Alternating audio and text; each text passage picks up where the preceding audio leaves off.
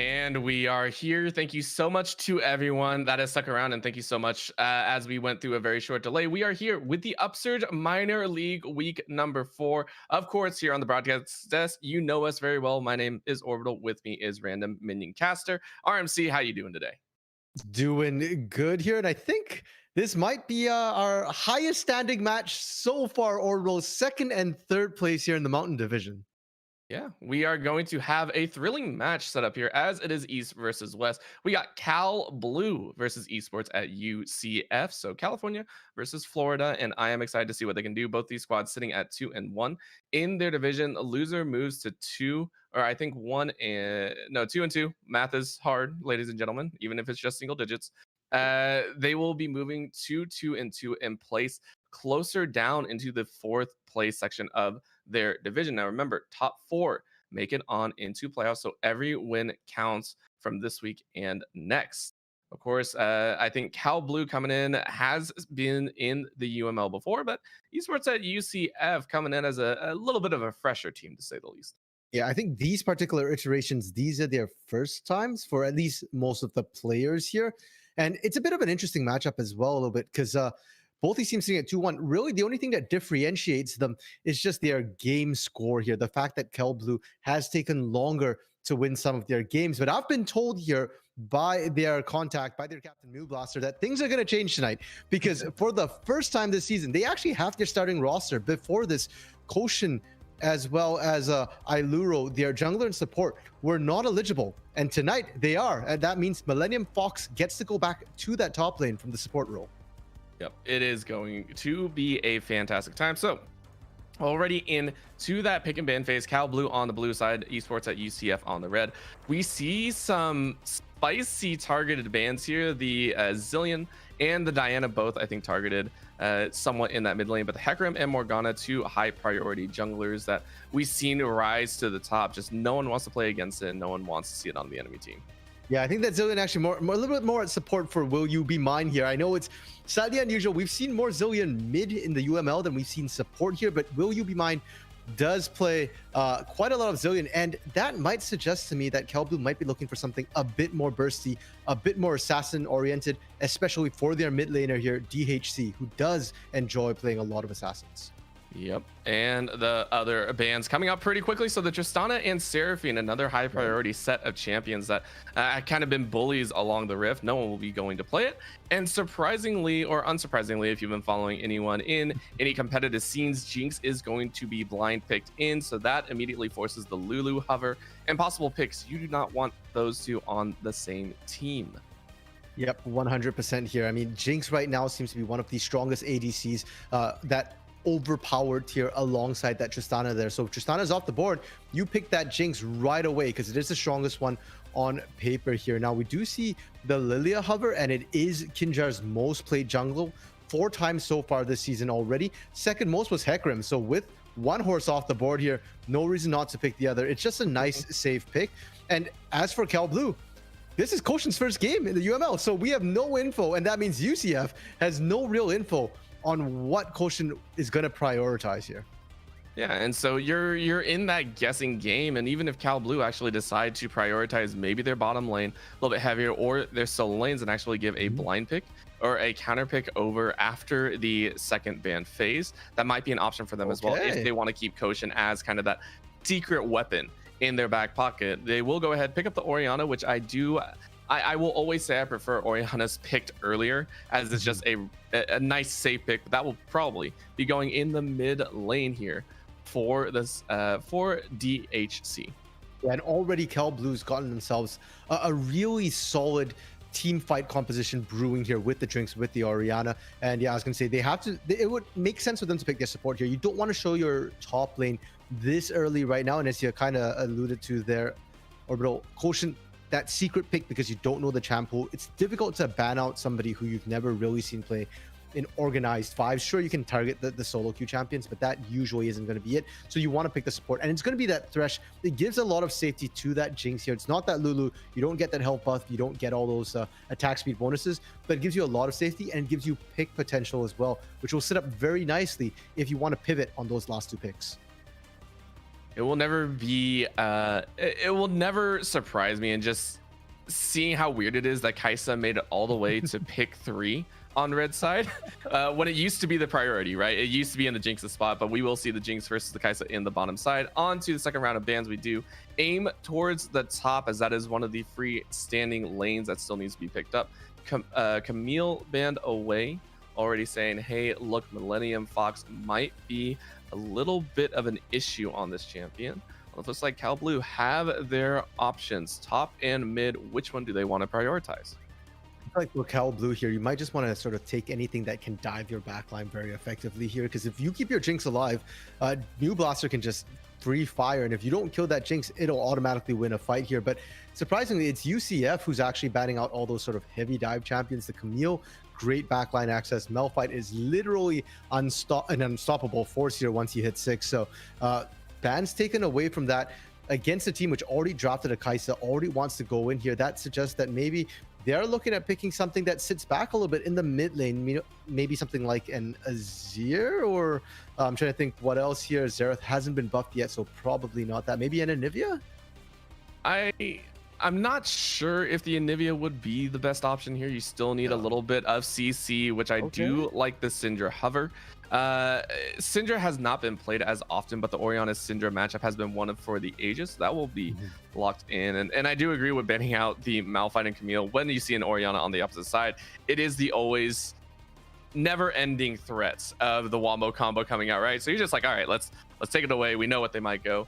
Syndra, though, locked in, so they are saving the top side. They will go ahead, pinch that potential pick and give themselves counter. So Cal Blue now get to blind pick their top, which is going to potentially be the Mundo. We have seen Jungle Mundo be a thing, maybe just in my, gold solo queue games, but nonetheless, it's there. And we'll see what the last one is. Of course, 20 seconds still left on the clock. Well, we're on patch 11.8 right now. Jungle Mundo just got gutted in terms of that cleaver clear speed, so would be it's still doable, but I personally don't really like the pick of a Dr. Mundo jungle at this point. It's just so much stronger in lane. But you know what, Orbital, apparently you know better than me, because they're hovering that Scion there. They are going to go back with that Jungle Mundo. It is slower clear, still very, very safe.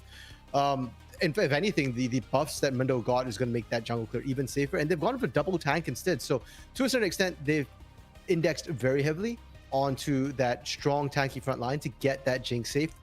And they know that there's not a ton of dive potential here. Kaisa goes in, she goes in alone. Nobody else here is going to be great at diving alongside her. Oh man, and we have the Orin lock in, and honestly, RMC, it's been a while since I've seen a full tank top lane meta. I'm so used to seeing, just those aggressive duelists a lot of time. That's why we see the Camille band away. That's why we see the Gangplank band away. But this is full on, I feel, team fight versus team fight, as it's just two wet noodles, or I mean pretty much two rocks just hitting their heads against each other on that top side. We're in for somewhat of a snooze fest, I feel. Yeah, that top side right now, I mean, there are 3 amazing late game tanks right now, and they're all in this game. Scion scales up infinitely here. Dr. Mundo with the healing becomes absolutely a menace, and Ornn with the ornaments. These are the 3 best tank champions which scale in the top lane, and all of them are in the game. So definitely top side right now, it looks pretty boring. But if we're talking about team fights, Orbital, I think Cal Blues drafted a better team fight here. Orianna is the queen of team fights, and Jinx as well here. Going to be very, very safe to just fire rockets. Will be able to out damage a Kaisa in a fight. UCF, yes, they look decent in a fight, but Kaisa's not your best team fighting ADC here. And neither is Syndra. Syndra is great at picks, great at damage. And so in December right now, with this Syndra, will have to be able to find the Jinx. If they can't find the Jinx here, then I think that that mid lane pick, this Syndra pick, is really not going to work out too well. Yeah, and so you're praying that maybe the Lilia finds maybe a seed right on the side, getting that little flag headed down, or maybe the Ornn gets a very nice Ornn horn off, called Forge God landing on the back line. It's all about finding that hyper carry.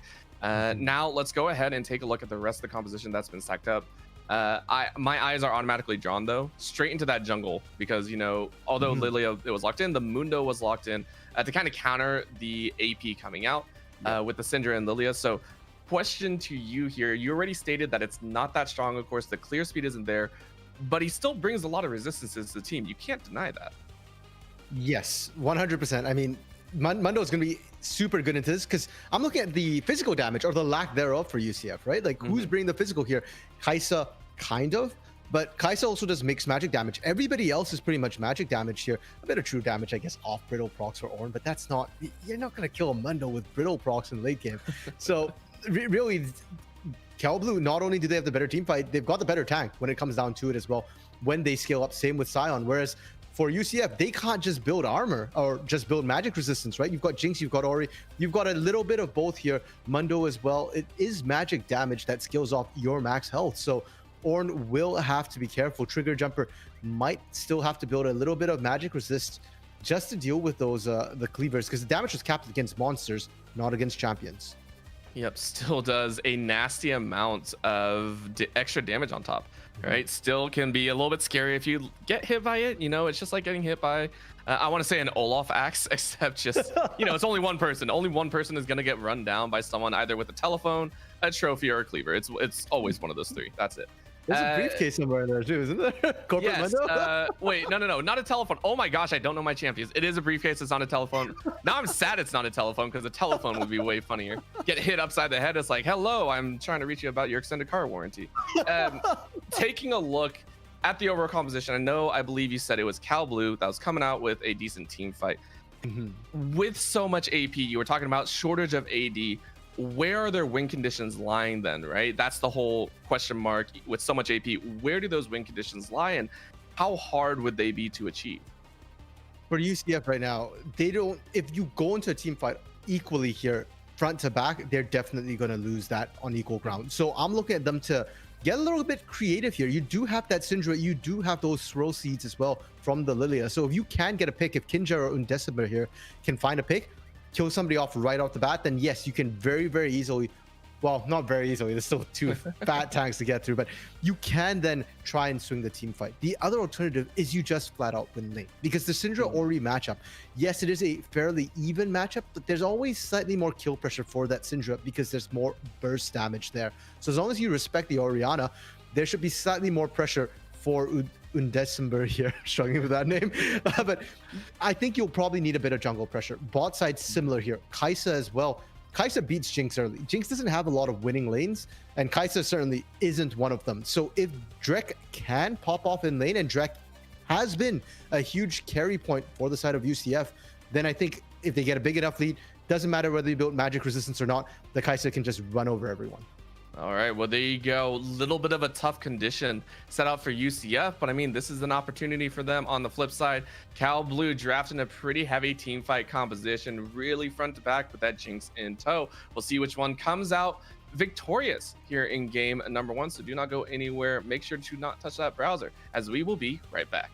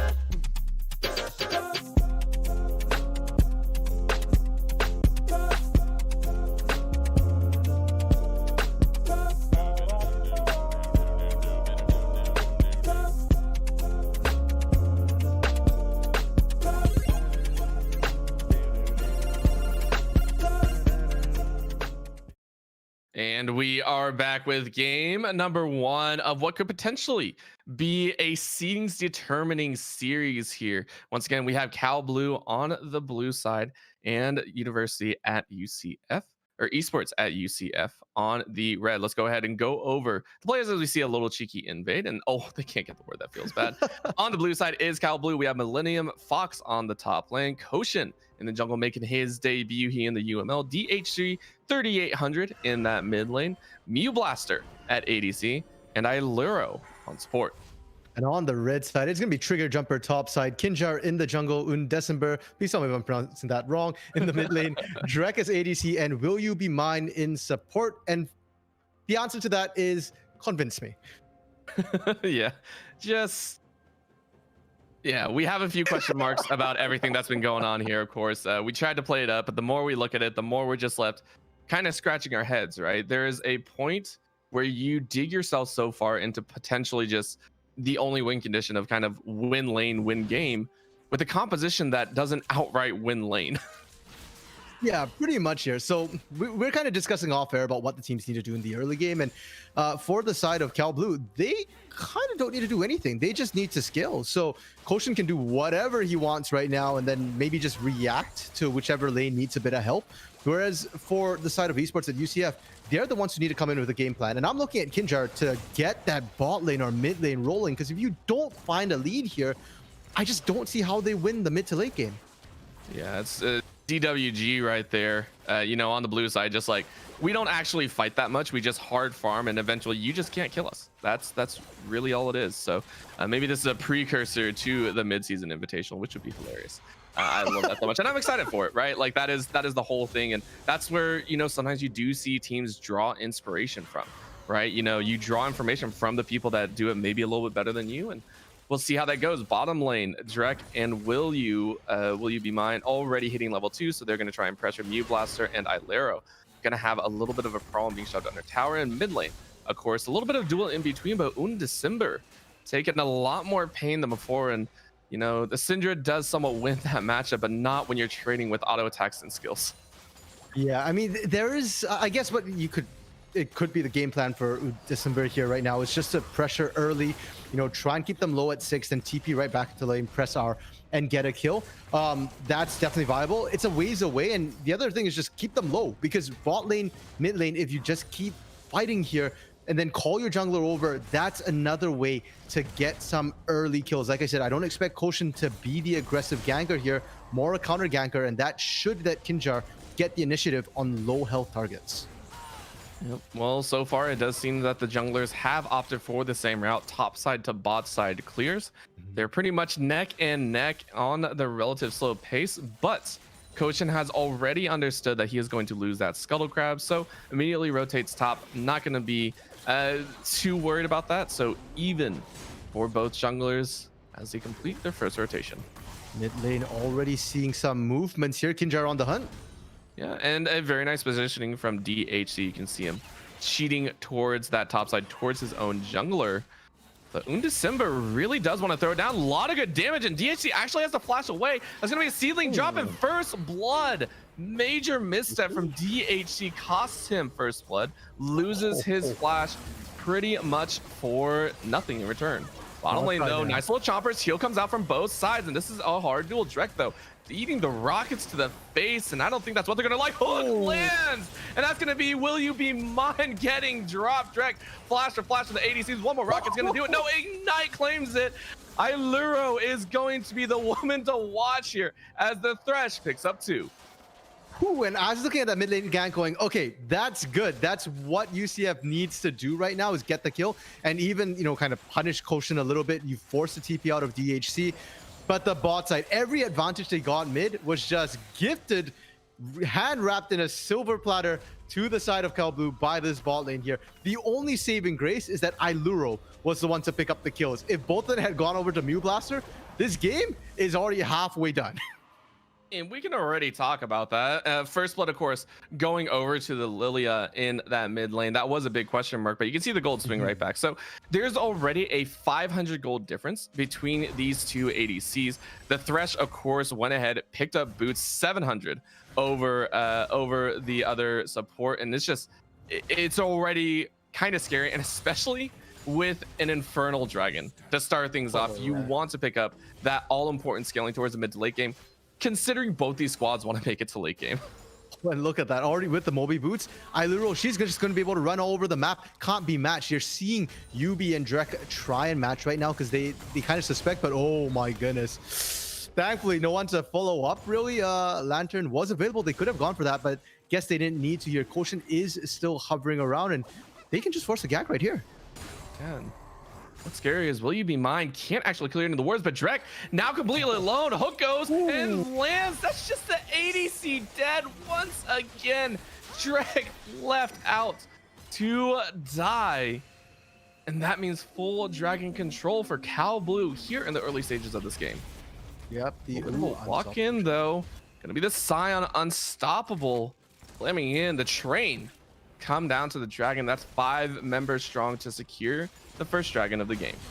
I mean, honestly, I don't think the Scion out was necessary there, but it certainly does add style points. Kinjar already burnt the Lilting Lullaby just to stay alive on that rotation towards that bot lane here. So UCF was not really in a good position. The only way they can get it is Kinjar flashes in, does have a level lead, and tries to smite steal it. But with no vision, that was bad odds at best.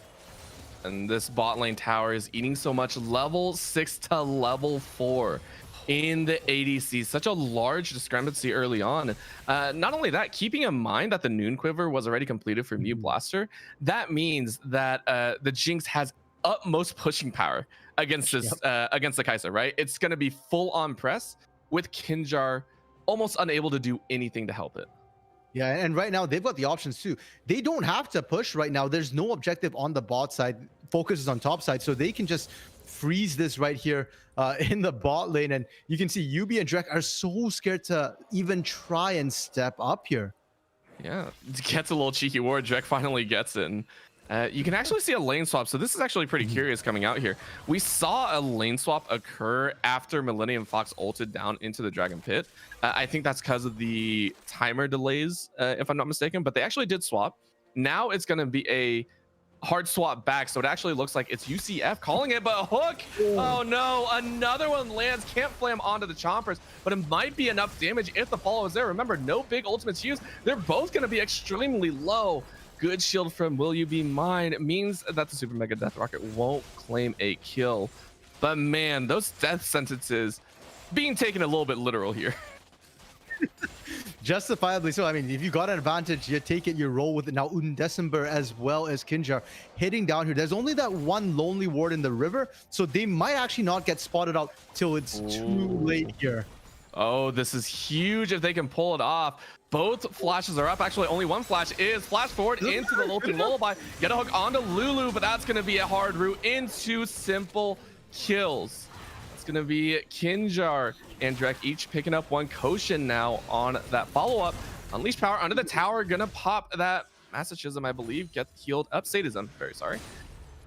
And going to be okay. But Koshin, though, losing a flash and ultimate on pretty much an inevitable 2 kills.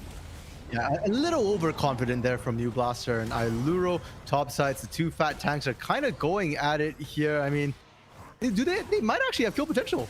I think they do at this low. I mean, both of them have grass in the end dying, and they're just battling. Flash out from Trigger, and the knockup. That should get it. No! He doesn't actually get the honors.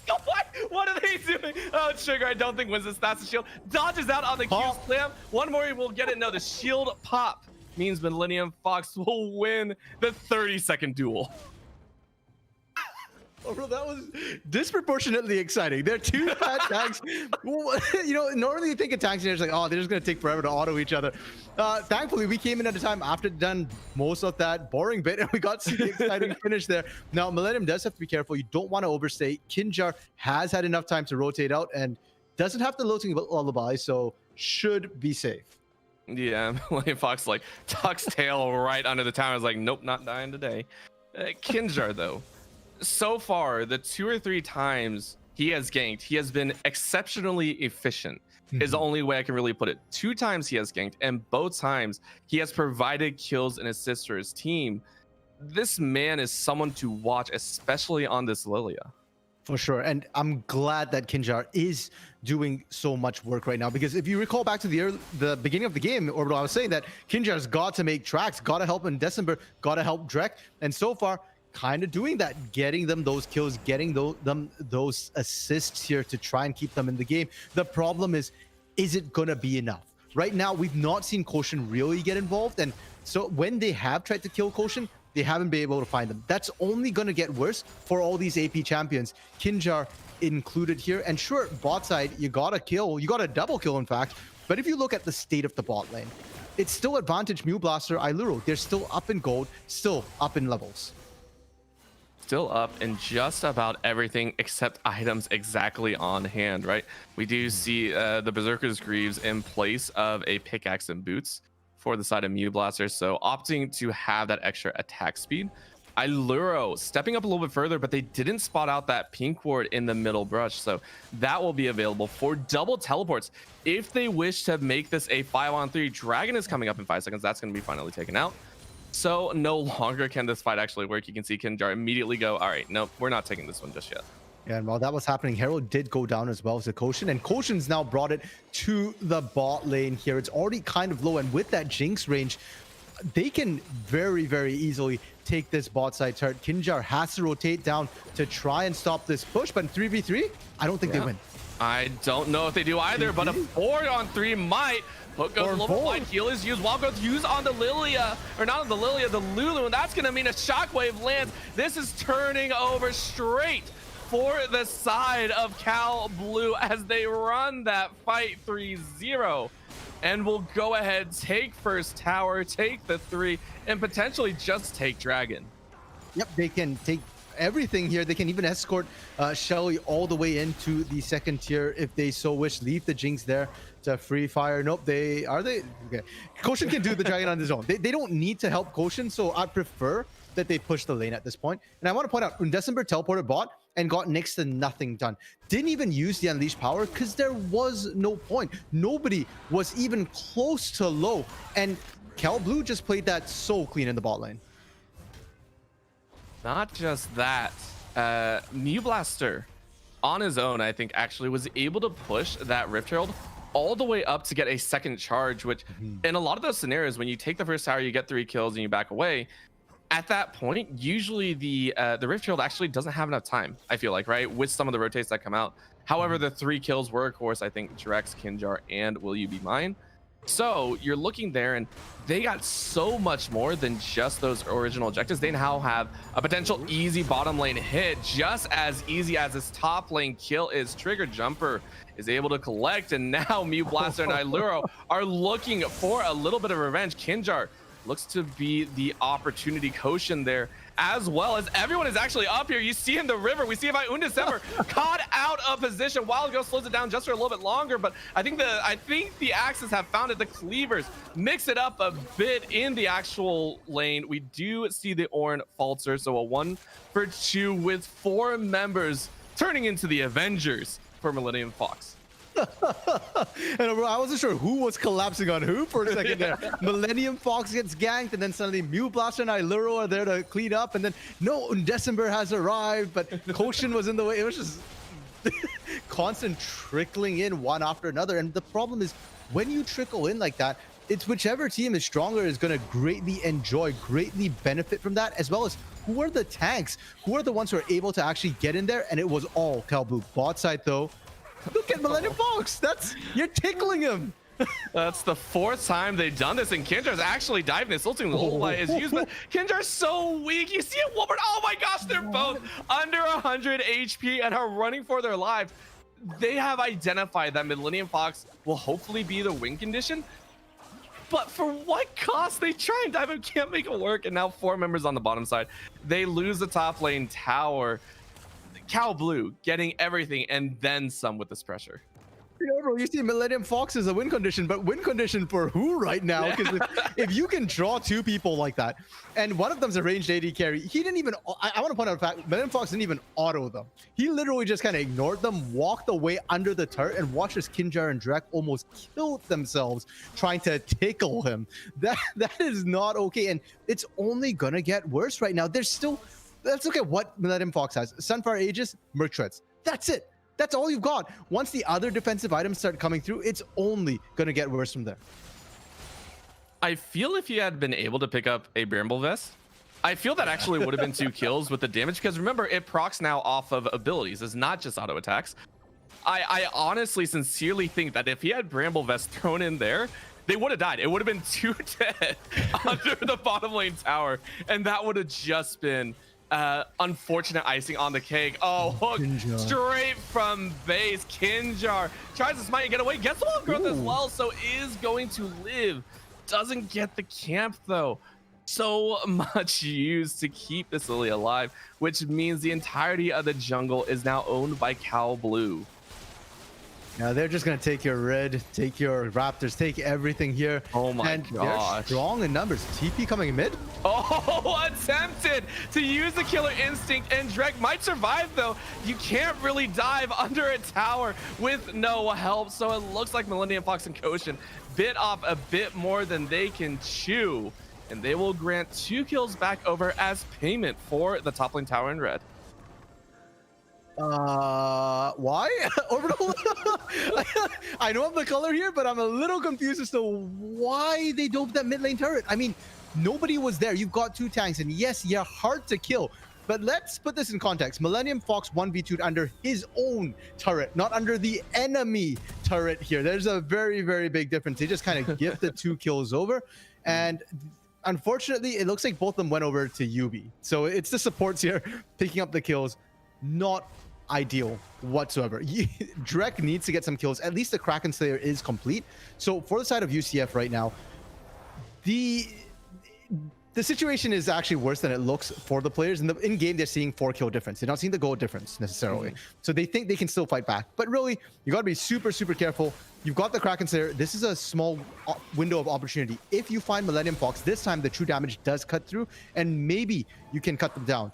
But you need a numbers advantage, and so I want to see better vision set up to look for those death bushes, those picks here. It's an ocean map. There are plenty of bushes to set up traps in.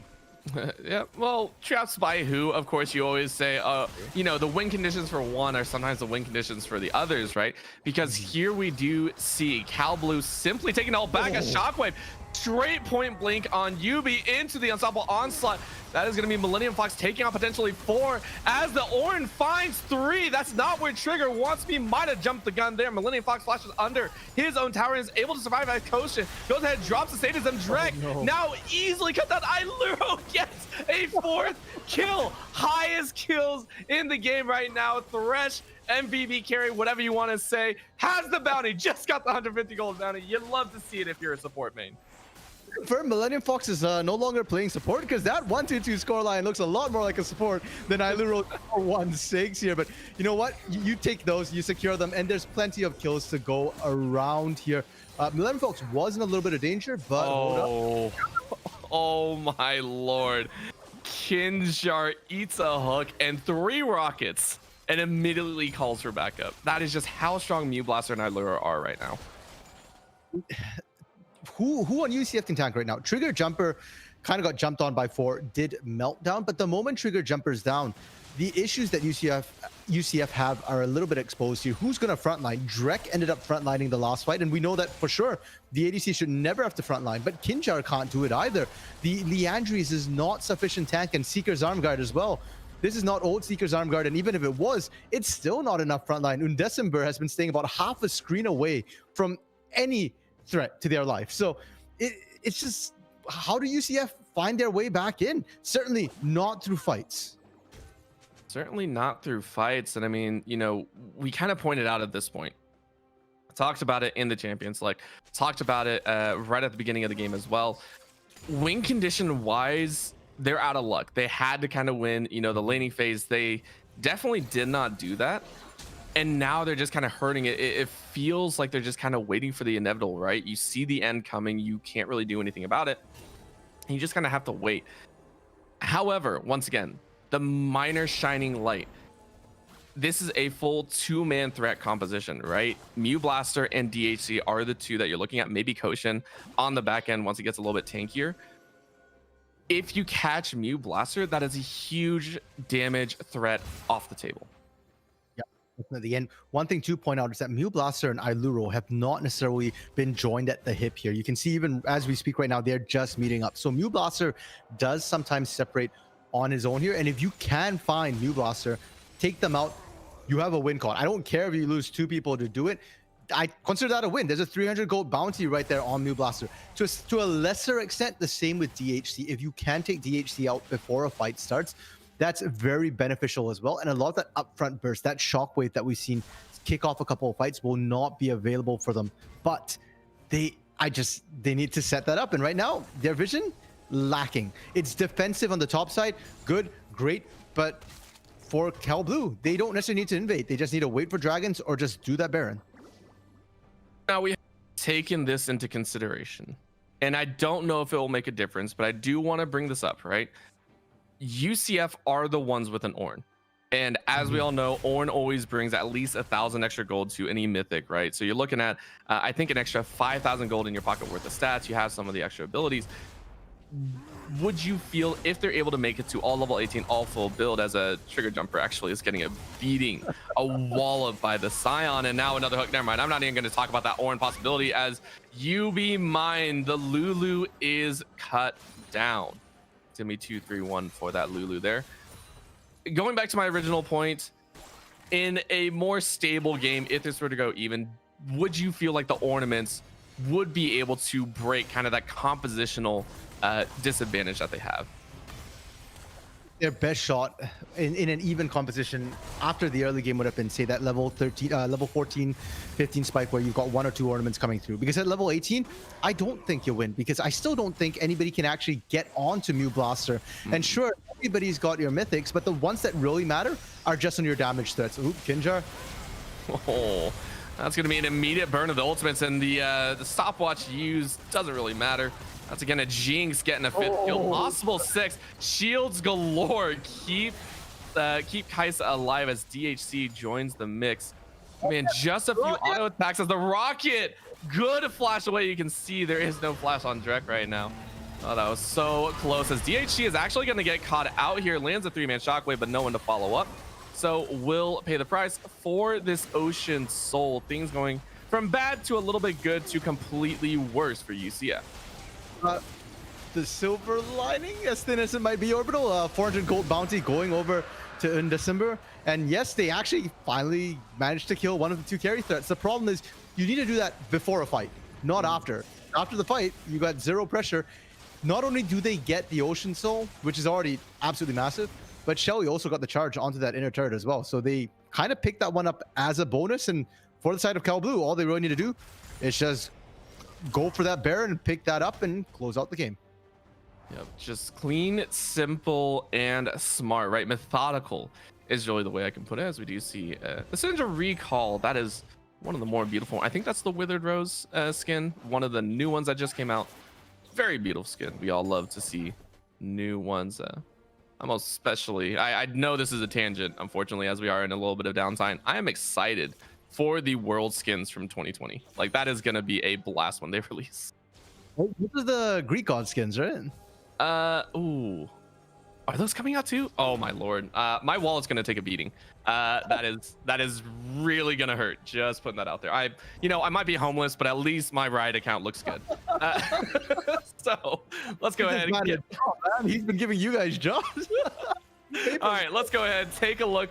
We haven't really been able to talk about itemization just yet, but taking a look right down the line, Millennium Fox. Speaking of wallets and how heavy your wallet and bank account is, we do see 1.5 to 2 items being completed for pretty much everyone. 3 fully completed by DHC. Also, that is a Magi Soul Stealer. Considering he just died, it's not really worth anything.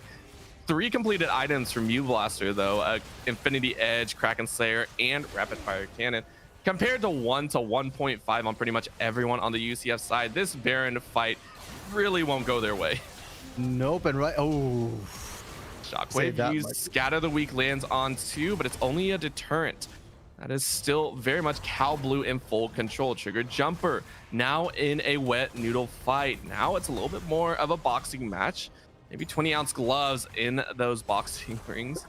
But, the Scion just really doesn't care.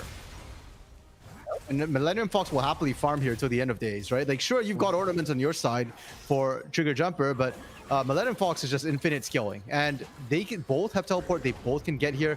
Cal Blue has now successfully cleared all the vision up. Shockwave should be coming up, you know, in maybe another 15 seconds or so. So they can just wait another 10 seconds, start it up right again. And good luck, UCF. You're walking to Fog of War right now with a hell of a lot of bushes here. Yeah, this is where teams make or break it, right? When you're behind, you are forced into dilemmas where you kind of have to pick these odd moments out. And I think Cal Blue are honestly playing it dang near perfect, right? You draw them into a 4-1, you force them to kind of respond, and you get a free Baron right there with 2 members strong. And now you're in an advantage where you can push a 1-3-1 and pretty much close out the game with no opposition. For the side of UCF, where are you going to go? Undecember, I want to talk about items as well, bro, because Leandri's Anguish for Undecember. This is a tank killing item. And unfortunately, yes, the tanks are scary and you need to shred them, but you also need to kill Mew Blaster. And with that Leandri's, that's not the item to do it.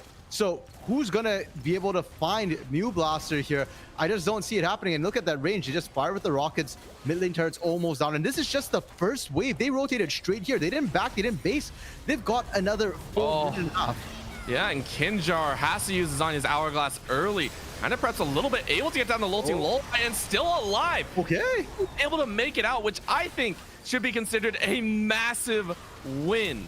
Rocket was used, so was the box. Lands on 1, but Undecember is going to live as well. Mid lane has broken. They do get a stun on Koshin, who takes a little bit of tower damage. Drek able to get the heal and is going to stay alive under the bottom lane tower as well. But more rockets. Mew Blaster really just wants to end the That's all it takes. A nice little stun under the tower once again.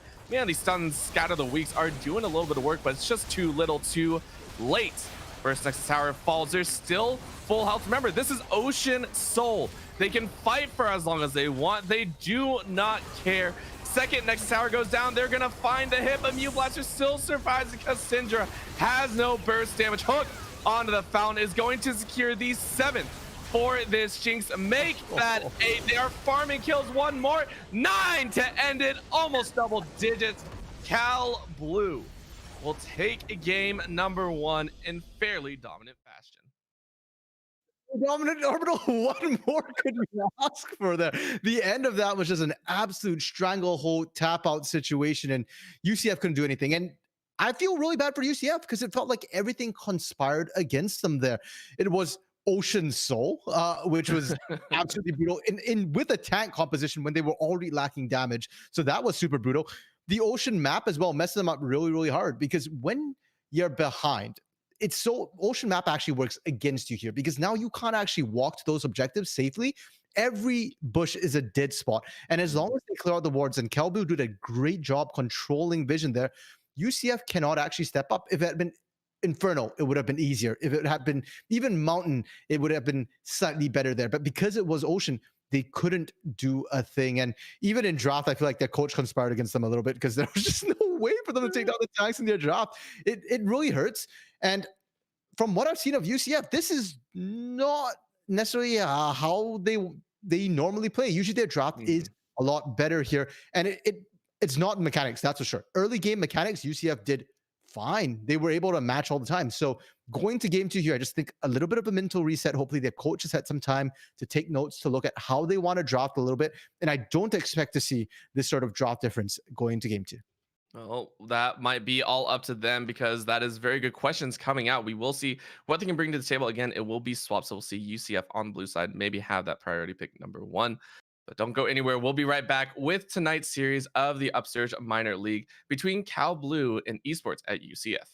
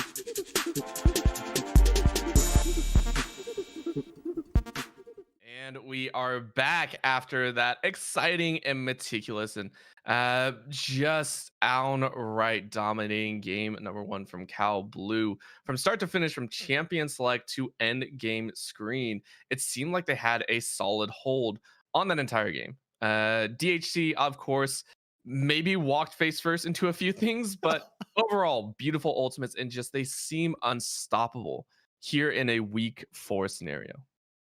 Now going into game two, Orbital, everything kind of switches up a little bit because the sides have been swapped. And from what we saw in the draft in game one, there was a very high priority on Jinx. Tristana was taken out in the bans as well. And now UCF get the opportunity to do the same. They can lock in the Jinx for themselves here because Drek has played a lot of Jinx, a lot of Tristana here. So they can just snag that for themselves. And Cal Blue will be the one who has to drop themselves an answer here.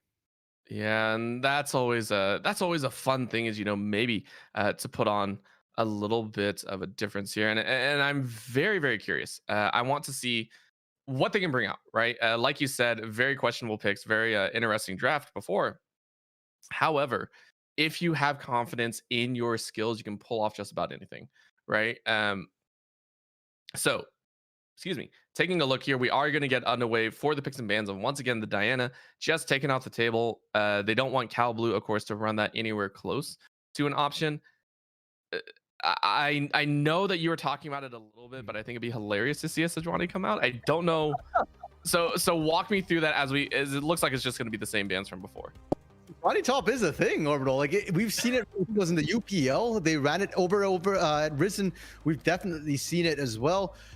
Yeah, it's just another tank top here. The only thing to me is that I don't think it's quite as good as the Scion or the Ornn or even the Dr. Mundo in lane here, but it brings you so much team fight utility. So it is a possibility. Millennium Fox has been spanning it in solo queue here, but oh, hold up, this ban. Jinx actually being banned by UCF. They're not gonna play it themselves. They've just taken it out, and now Tristana's on the table.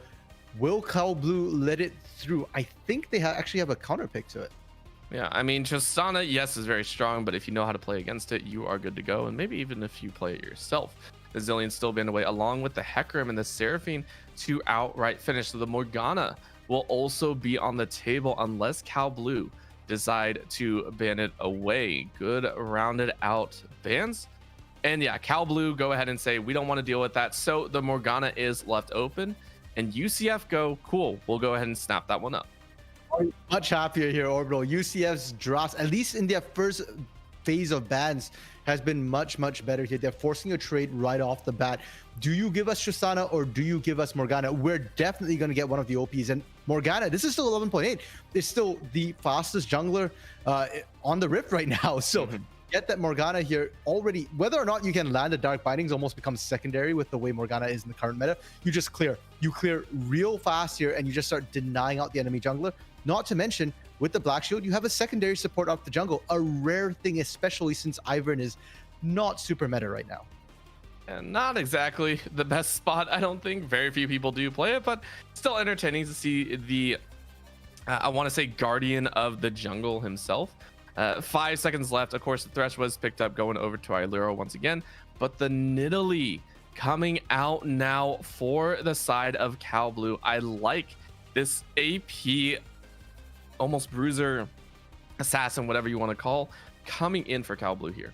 I'd call it an assassin because early game here, you need to get the damage down with the Nidalee, and you do not pick a Nidalee into Morgana to fight the Morgana necessarily. In fact, it's going to be very difficult because if you try and pounce at a Morgana, she throws a Dark Bind in your face. Good luck. You chuck a spear, she Black Shield. So you pick that Nidalee to okay, before we adjust the Vayne, to win your lane. So with that Nidalee, you've got to get some really strong early lanes here. But Vayne, what? Why this early? All right, come on, RMC. You got to break it down. You're the color caster. You're supposed to know everything. Morgana possibly support or still in the jungle. Vayne blind pick into a Thresh Nidalee. Orianna still blind pick, which is, still within the... Walk me through this Vayne. Okay, when you lock a Vayne is viable in the current meta. I actually like Vayne right now, but you need to build the comp around Vayne, and you generally don't want to tip your hand too early because a Vayne ban is highly unlikely right now unless you spam it nonstop. And what I would have liked to see instead of the Vayne pickup here was a Lulu and an Orianna, for example, right? Then you've got shields, and now that Vayne becomes hella scary with shields, with heals, with knockups, with black shields. It's just super, super nasty. But as it stands right now, I think Cal Blue might just want to throw a Lulu ban against Will You Be Mine here. Irregardless of whether or not you think that Morgana is going support, you can't risk letting that Vayne Lulu combo come off here. I honestly wouldn't disagree with the Soraka ban as well, just for craft and giggles, right? It's scary, right? This goes back to the age-old protect the ADC composition, right? You just draft a lot of shielding, a lot of healing, and you put all your eggs into this ADC player, whether it's top, ADC, mid, wherever you want to put them. That's your win condition. If that win condition falls through, you have nothing left. Camille still banned away on UCF's side. They understand that it's still a nasty entry into a team fight, and the Wukong banned away here. So saying the initiation for the top side would be that Monkey King. So surprising to say the least, but still, you know, crazy draft coming from UCF so far. And I mean, sure, they took Lulu away. You mentioned Soraka. I'm thinking maybe Yuumi as well, because Will You Be Mine plays a lot of Yuumi. Close enough to name Yuumi, Yubi.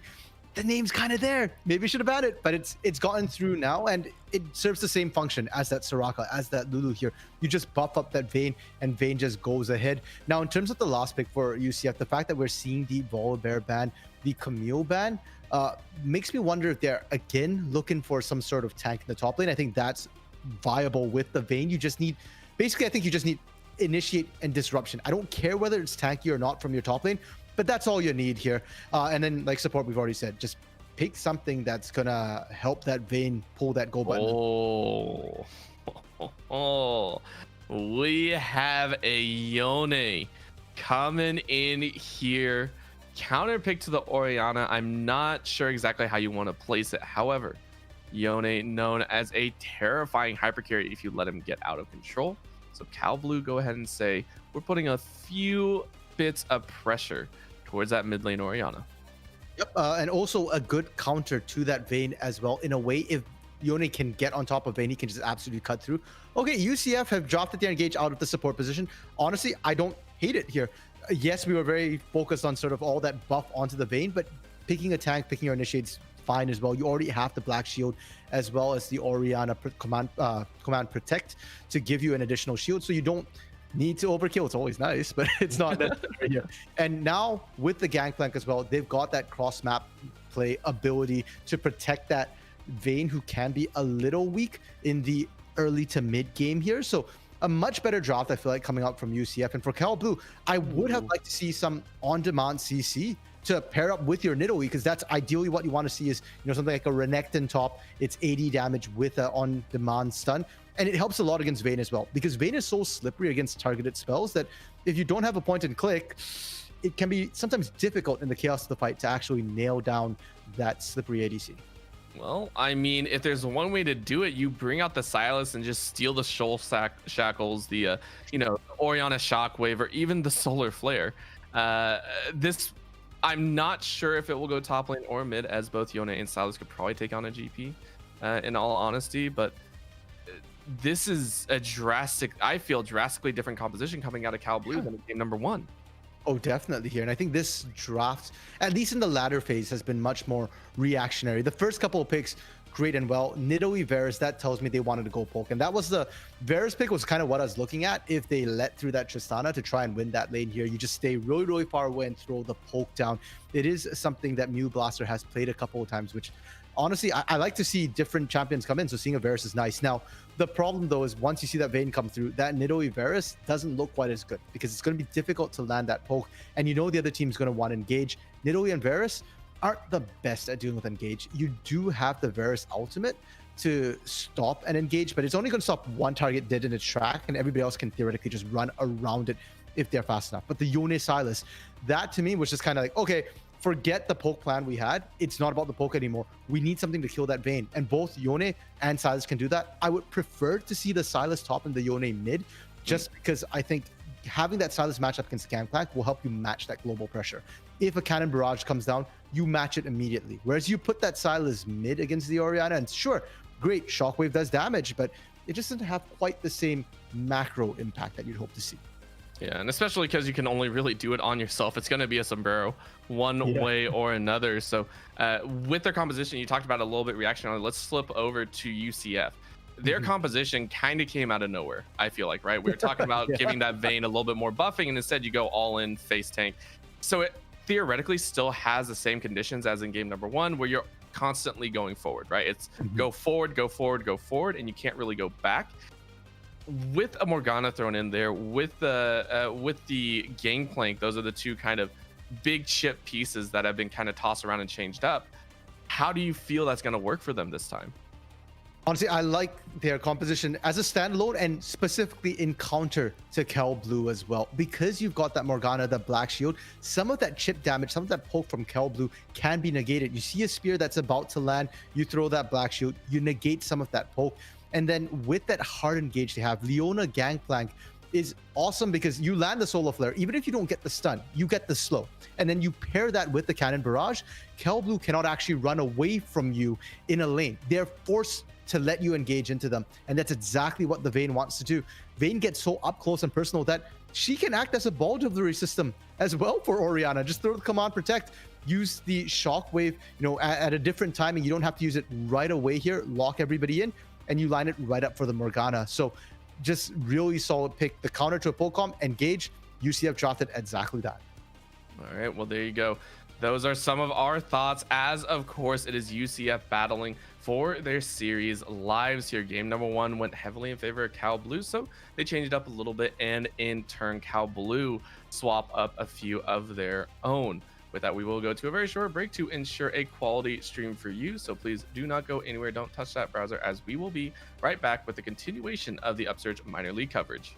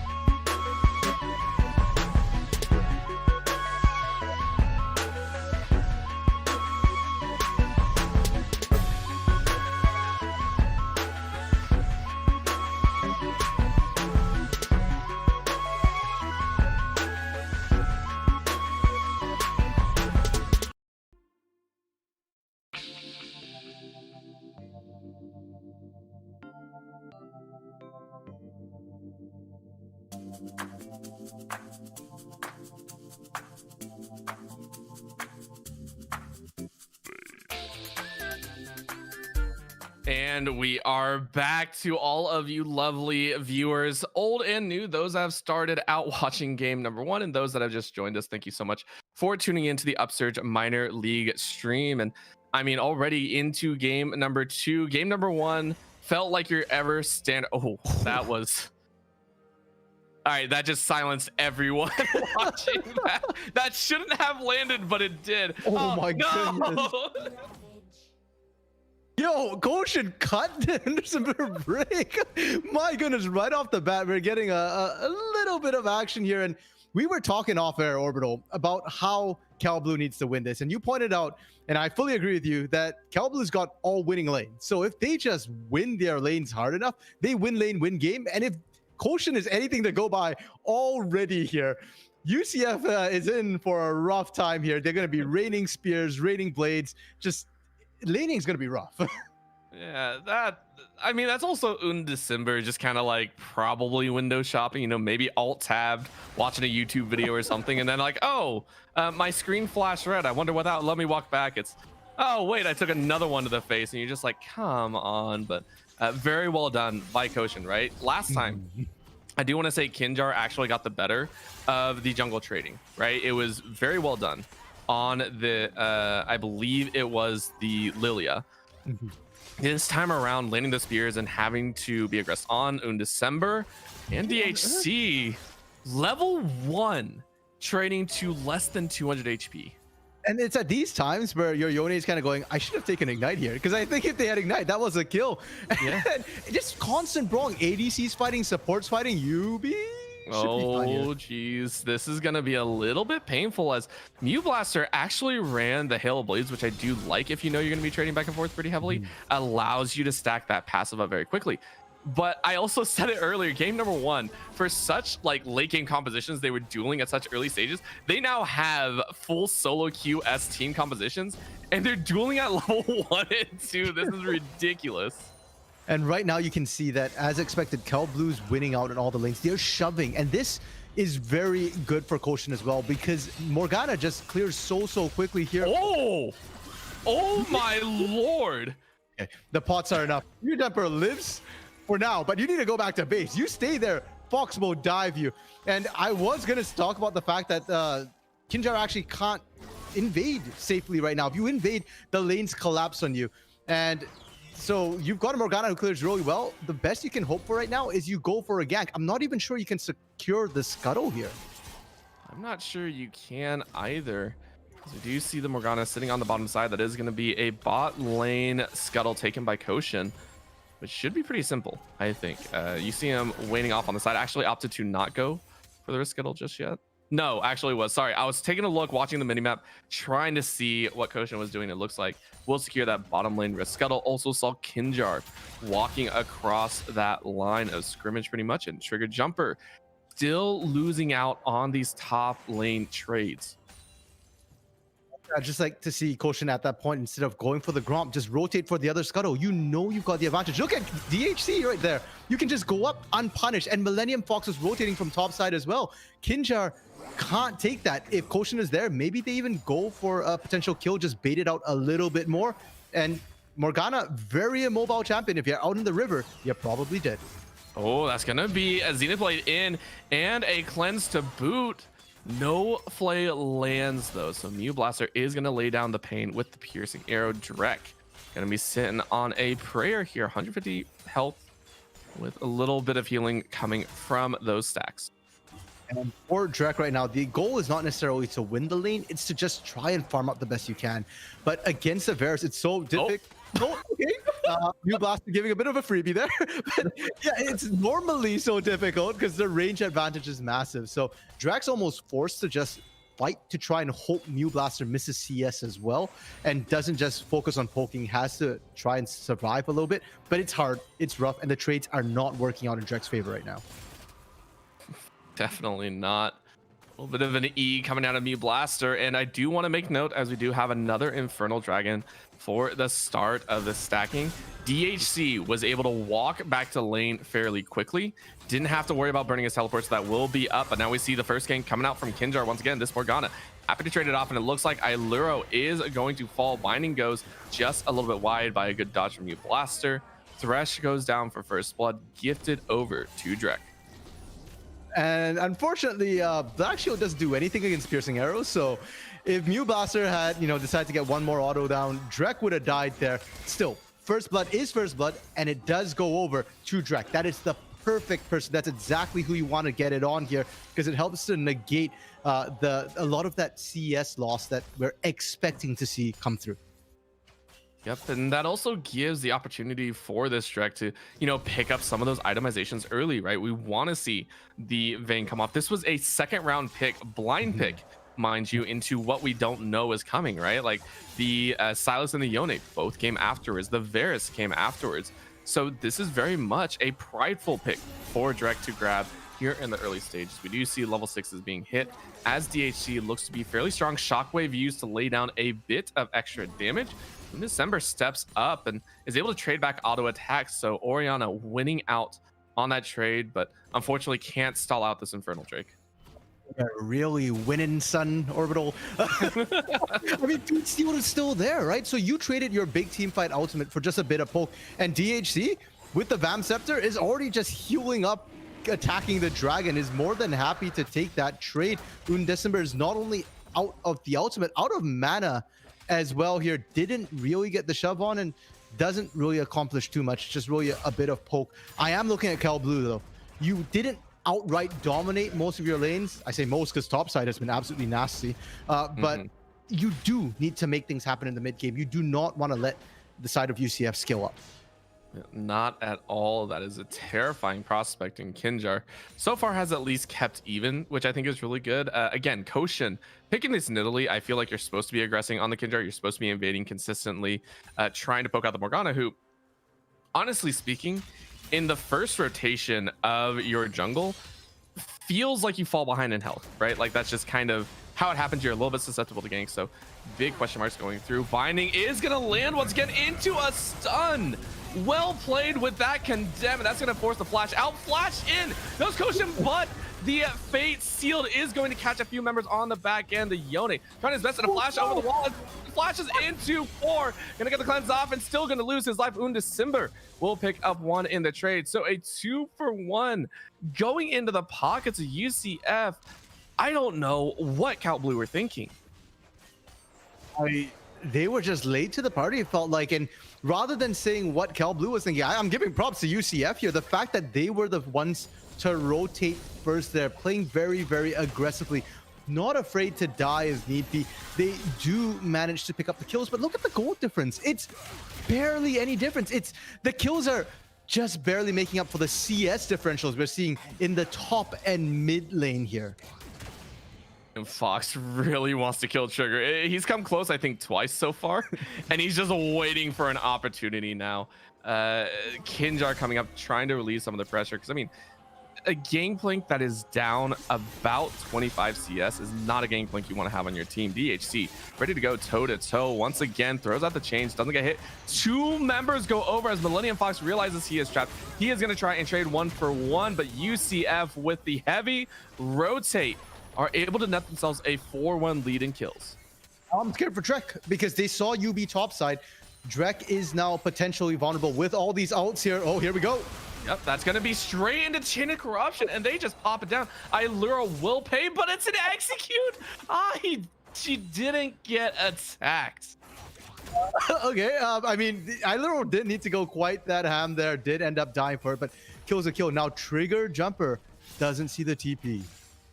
Here, Koshin. TP, it's very quiet. Koshin in lane. Spear goes out, lands. That's just a flash. One more chain hooks, and the kill. WDHC jumping right back with that little snap, and it's gonna be a simple kill. I say it a lot because it's just clean and methodical. Out goes Millennium Fox with that blasting comb. He's gonna be very happy with the kill that he secured. this entire time still has not gone back to the bot lane. Granted, Drek was dead, but was trying to find DHC. So that's an attempted gank here onto DHC. Again, I can't help but look at how healthy DHC is after all these attempts, because it's just not working. And I still don't think that Undecember has enough damage at this point to actually burst him down. I don't either. I mean, you take a look at the itemization, and this is something that I personally hate to see in a lot of champions. However, I don't even get to talk as Shockwave is going to land. Just keep Undecember safe. He's going to go ahead, take a tower shot as he goes right back. Now Iluro might be in a little bit of trouble, but again, little bit snaps, all pro activity by DHC, who feels like he has a pretty good handle on this mid lane. I'm looking for CalBlue. Like we said already, we want to see them be the one to make the early game moves. They are currently completely not the ones doing that. They are just responding within their own lanes, which is all well and good, but it's not where you want to be. UCF is happy to rotate out, try and find their strength elsewhere here, and it has been working for the most part for CalBlue. Every single lane is gankable, but Koshin needs to start making those moves. Oh, that's going to be a beautiful solar flare. Mew Blaster has no opportunity. Trade of ADCs as both supports actually pick up the kills. Supportal combat reigns supreme as Will You Be Mine is going to be sliced up. The fangs have been sunken as a binding is going to go wide. Kinjar gets hooked. That's going to be the soul shackles being used. Oh, the spear doesn't land. Hits a minion, but I don't think it's going to matter. Under the tower, though, Koshin quickly gets the lantern to safety as the battle reigns in the bottom side. Everyone taken very low, but only the supports, ADCs, I should say, lose their lives. Lucky there. If Millennium Fox had kept Barrage down there, Kinjar's dead, because Black Shield wouldn't save you from the damage, and all they needed was a little bit more damage. Top side, Trade actually hit a pretty good break point here. As you can see, is able to trade back quite decently here. And lane as well, Undecember.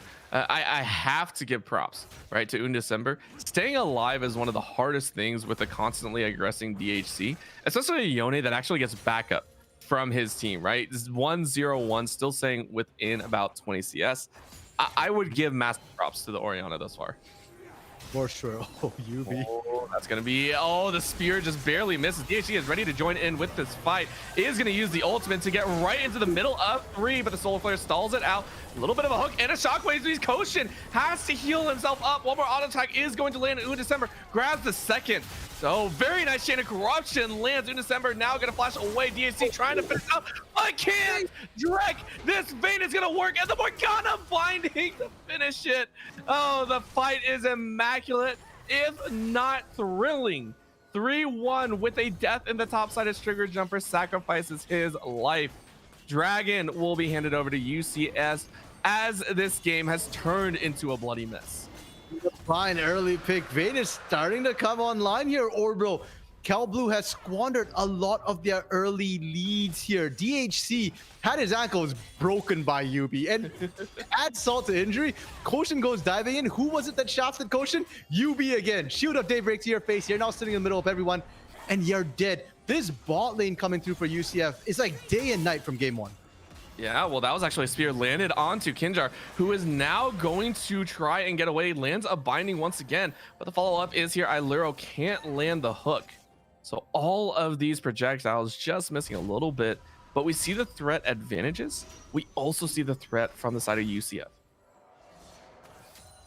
I think the threat from UCF right now is looking a little bit bigger, simply because they're the ones who are grouping up and making the things happen here. Granted, the top laners aren't getting involved, but the cannon barrage from Trigger has had much more effect than Millennium Fox. And as you pick that Silas, you know, you can try and match steal away the same ultimate from the other side, but the problem is that the cooldown on stealing the same person's ultimate is significantly longer here. So if Millennium Fox isn't roaming around using other people's ultimates, he will not be able to match the cooldown on this Gangplank's cannon barrage. I mean, it doesn't feel like they really need it. Remember, 8-6, and yet they're up about 600 gold in December, still eating a lot of damage, and actually the ultimate utilized here. Came back to lane, immediately loses 75% HP. But with the bottom lane tower going down to Mew Blaster and Iluro, that should free them up to rotate mid. Go ahead and see DHC head for that bottom lane. And I wait to see Cal Blue actually making some proactive moves here, getting some, ganks going. But it's not even a gank, it's just kind of a lane swap here. They sent DHC to the bot side, Mew Blaster, Iluro mid. I guess they're just playing the turret taking game. They are. Oh my lord, though. DHC realizing this Bane hurts so much. Trigger now realizing that he might be in a little bit of trouble. Cannon Barrage is going to be utilized. Jump right in, and that's just a solo kill. Millennium Fox owns it up on the top side. 3-1 for the Silas. Shockwave goes completely wide, but the Soulfoe is finally able to catch the threat. He is going to get bouncy seed into oblivion and drawn into his own realm of shadows. A little bit of mining goes through. Kinjar has to flash away under the tower. Is Will You Be Mine? He is going to eat a lot of pain with one more piercing arrow, getting shielded out. So living with a hair's breadth, the double shielding is working wonders. That was real close there, but Eclipse was enough. The resistances plus that shield. This time, no black shield. I'm glad that Kinjar's realized that's not gonna help. But while that was happening, Koshin picks up Herald. They take top side turret, and I would trade a kill for a turret any time of the game here. Actually, not necessarily true, but at least in the early game, I'd take a turret over a kill anytime. And with Herald in their back pocket, this mid lane turret can be sieged up with. And we already spoke about Nidalee, Varus, this siege composition they can put together here. Combine that with the Herald, should be all the outer turrets down, hopefully in the near future. And I want to question, and I want to pick your brain here while we possibly have a little time. Actually, I'll hold on that thought here. Kinjar and Will You Be Mine? Looking for a little bit of pick, dragging up in 130. So I want to pick your brain here. We know you were talking about Varus coming back a little bit, or seeing it kind of here and there. I want to talk to you about lethality versus on hit.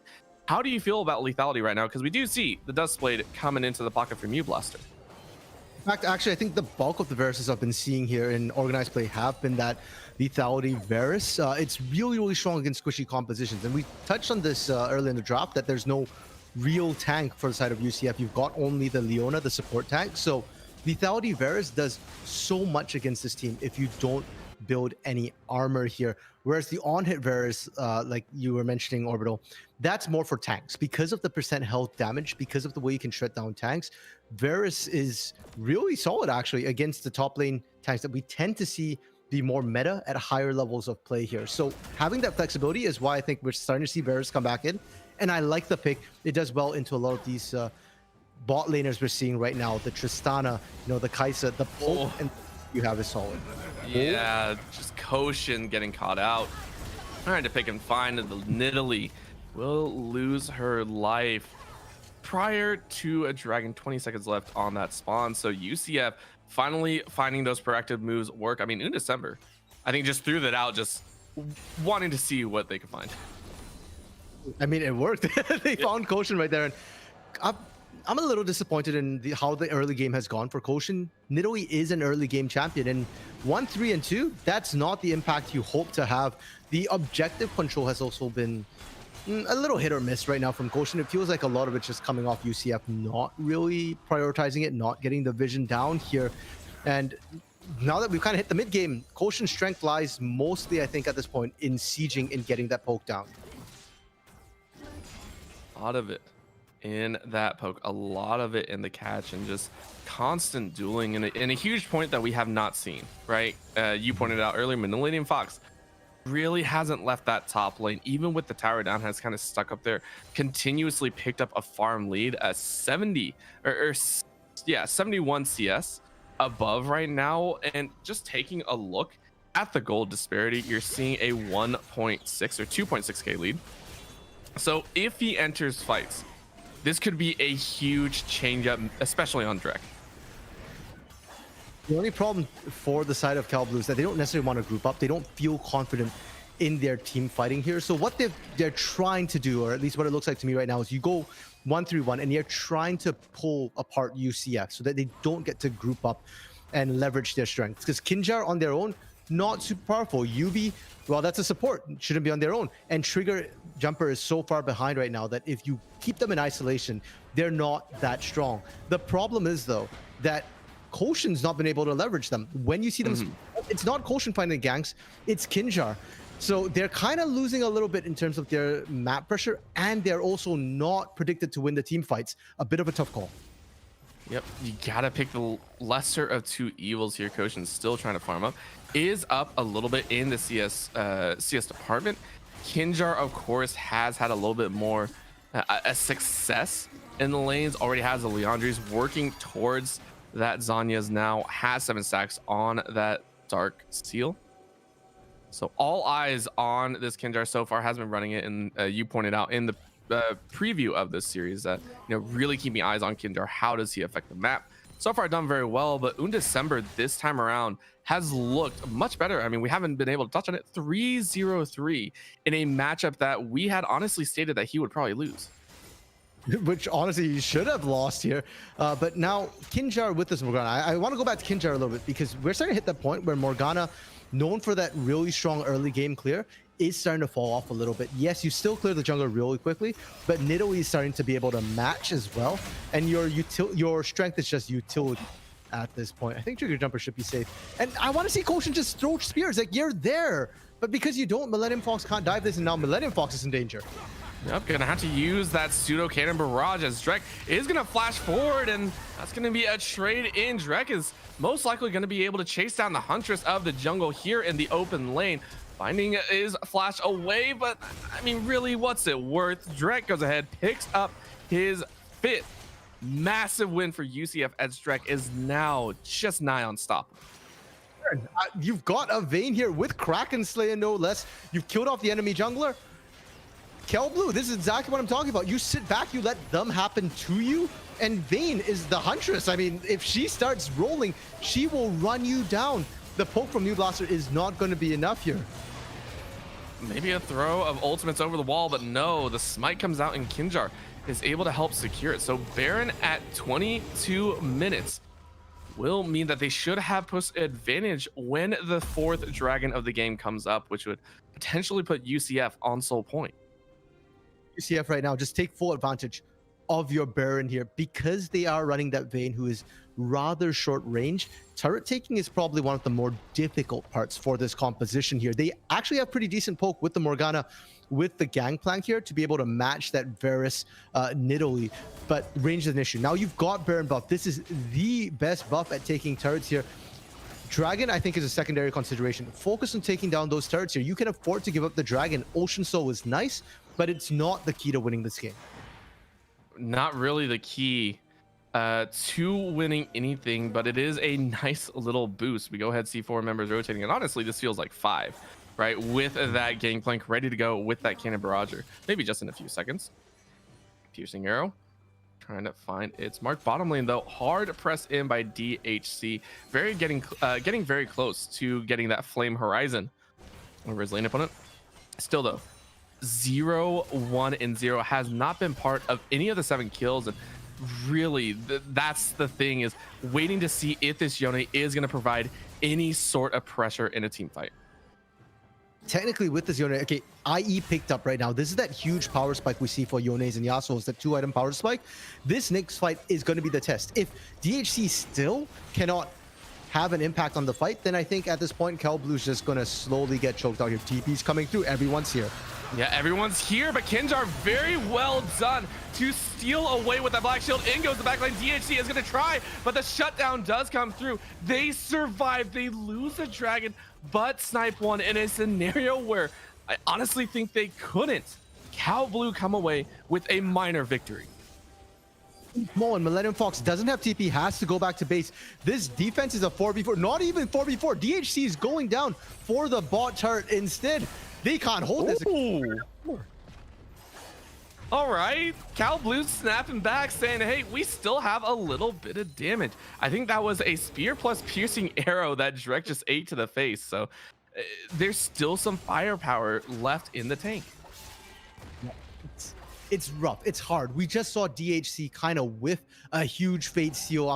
They caught one. I didn't even see who they caught because that whoever DHC caught didn't go down there. And this point in the game, this late in the game, past the 20-minute mark, it has to be DHC making these big team fight plays. If not, you simply cannot you just can't team fight. We've already seen what happens. You don't really win those. It's getting real dicey, and it's only going to get worse as Drek gets stronger and stronger. There's more AP, there's more shielding, and yeah, basically, it's just going to come down to, can you kill Drek? That's going to be 100% of the game past the 35-minute mark. Yeah, that is the game plan, but at the current moment, it's so weird to say this to you right now. It's still Cal Blue ahead, right? Up 1,000 gold, still have the Infernal in their pocket, up 2 towers. DHC is level 15, second highest in the game right now, matching Millennium Fox, who is on his own team, about to level 60, and has been allowed to free farm. It's so weird to say that even though they've been losing team fights, they're down in the Dragon score. It doesn't feel like it's hindered them. They know that they just keep slow pushing, and eventually, or at least hopefully, they will find an opening. Now the ground orbital, the gold from these turrets is what's keeping them kind of ahead here, but now we're only looking at 2 inner inhibitors, pardon me, in the top and the mid lane here. To push for the bot side would leave whoever is pushing for it horrifically overextended. And if we look at the vision right now, Cloud Blue has been doing a lot of pushing with minimal vision. They are trusting that DHC, that Millennium Fox, can get out of those dicey positions. And I don't think that's going to be true here as they continue. DHC is strong. Millennium Fox is strong. They are the ones who are way ahead in CS. But if 2-3 people collapse on you, you're still going to go down. Still going to fall under the weight of the power of Drek and Undi Simber now. I feel really dangerous. 5 CS off of the Flame Horizon. DHC is trying his best. Trigger Jumper has honestly kind of stifled that CS lead that Millennium Fox was rolling. You can see him 163, has that Infinity Edge, did dip a little bit for the Executioner's Calling, which I think is okay, but is going for that Phage. So so far it seems a lot of the issues that were there first for UCF in terms of some of their priority members has been okay. Koshin getting these minimalistic wins, sniping away like minor camps here. A win's a win, and Koshin needs some right now. 2, 4, and 2. Ain't looking too good for an Italy. Yeah, he got a caster. He's getting some of these minor things. This is so great. Yeah, no, I mean, the Sterix gauge coming through for Trigger Jumper. A lot of gold was in their wallet, and Trigger Jumper is going to start impacting the game as well. So far, these top laners, they've just kind of not really had that big an impact. And I'm kind of waiting to see what happens when they join in, because I feel like the Gangplank barrel poke is going to be stronger than what Silas brings to the table. But at the same time, if Silas can find Drek, hey, that's still your one team fight right there. Yeah, you find one and you're great. Like, you're happy about that trade. Then you just got to worry about, the shockwave, a couple soul shackles, and maybe a cannon barrage on the top of your head. However, in a 1v1 scenario, Millennium Fox realizes he's a little bit too fat and can't fit over the wall. Yeah, slight misclick there, and that is going to cost them about 20% of their health. So effectively 5 barrels to kill Millennium Fox here. And with that Executioner's Calling, I mean, I love the pickup against Silas, because so much of Silas's lane strength is off just the sustain they get, and being able to cut it down, absolutely huge. Now, Baron is up. There is some vision around it from Cal Blue, but it's getting cleared out right now. And if they choose to trade Dragon for Baron, I can kind of see it, because this is Dragon's soul. You don't want to give over Ocean, and it looks like UCF is happy with this trade as well. They'll take Baron and they'll look for another big push. I wonder if they could have done that a little bit earlier, right?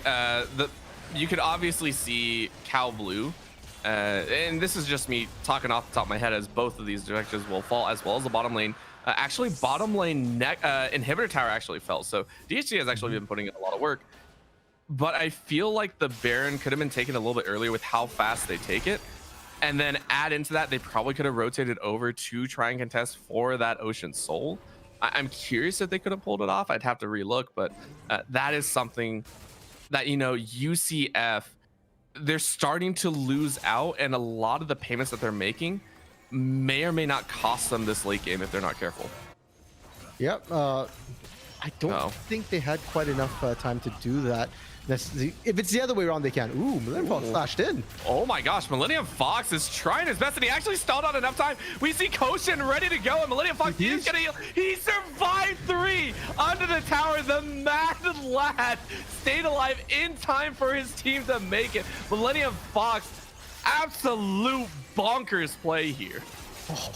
And this was their opportunity right here because of the way that play worked out. DHC came up, and Yubi was just left kind of isolated on their own. That was the numbers advantage, 5v4, but unfortunately, Mew Blaster could not quite get there in time. And great, they do get Millennium Fox out of a sticky situation. They still lose that top lane turret here, and UCF can go back, recall, get set for the next push. A minute and a half here on this Baron.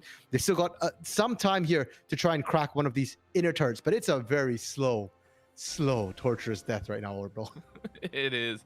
And the worst part is that we can't even really call it death, right?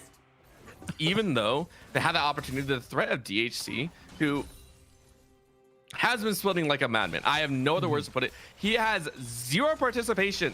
He has not been in anything. He is still 1-0. Also, Riot bounty boards, please fix it. He has a 500 gold bounty on his head. I feel that's not right for someone that's only been farming on the side, but he has it, right? Level 17 here, already picked up that Bloodthirster. So he's extremely strong now. My big thoughts, of course, is that open inhibitor. It is now a threat to the side of UCF, right? They lose 1 or 2 members, or even a trade of 2 for 2. If they don't have Drek or they don't have Trigger Jumper, DHC should be able to completely secure that fight or that inhibitor. Oh, another whiffed ult. Yeah. If you land, I feel like it's so unfortunate for DHC. You land these Fate Seals just a little bit better, and you can just win the game off of some of them. But because he keeps not getting them, he just has to sit back and watch as they continue to get shoved in here. Mid lane and inner turret, this is bait. If you defend this, they can dive you. Yep. And that's what they're hopefully looking for. Undecember, though, still getting poked out. And Drek also ate the full power into these pseudo cannon barrage. They're going to follow up. Oh, Millennium Fox is going to get shockwave and blown up into oblivion. Massive damage source has been used and taken. Drek is going to eat it, takes the chain of corruption, but the rest of the team is ready to back up. Mew Blaster eats a single barrel chain and is immediately relegated to the back line. Yep, there's that gangplank poke I was talking about. That and the Morgana Q to line it up. It's now enough to match to well, flat out beat the Varus and the Nidalee poke here as well right now. So very difficult to defend in a siege situation, especially once they have Baron buff. But once Baron buff is off, you can see UCF can't really free fire anymore because Drek can't step up. Has to be careful of these engages. And that's why we're getting this very stalled out game here. What I would like to see from the side of Cal Blue right now, set up that bot wave, prep it. And you can prep a pushing wave just by clearing all the ranged minions and then letting it push out. And then I'd like to see them just hard push top side, hard push mid, and look to just collapse in. If anybody responds bot, just send the double TP bot, get the kill, push in, take the inhibitor, and if you've got the minions with you, you can push in potentially to backdoor that base, because I think that's the only way right now Cal Blue are looking like they're likely to win this one. Yeah, I mean, there's no way they're going to win against an Ocean-sold squad. And they're so late to the prep here. You can see DHC trying to run. He is still going to arrive, probably with about 15 seconds left, where the rest of UCF should be there, right? They should be prepped and ready. Double buff on Drek, who is now level 16. His final hour is now a final day.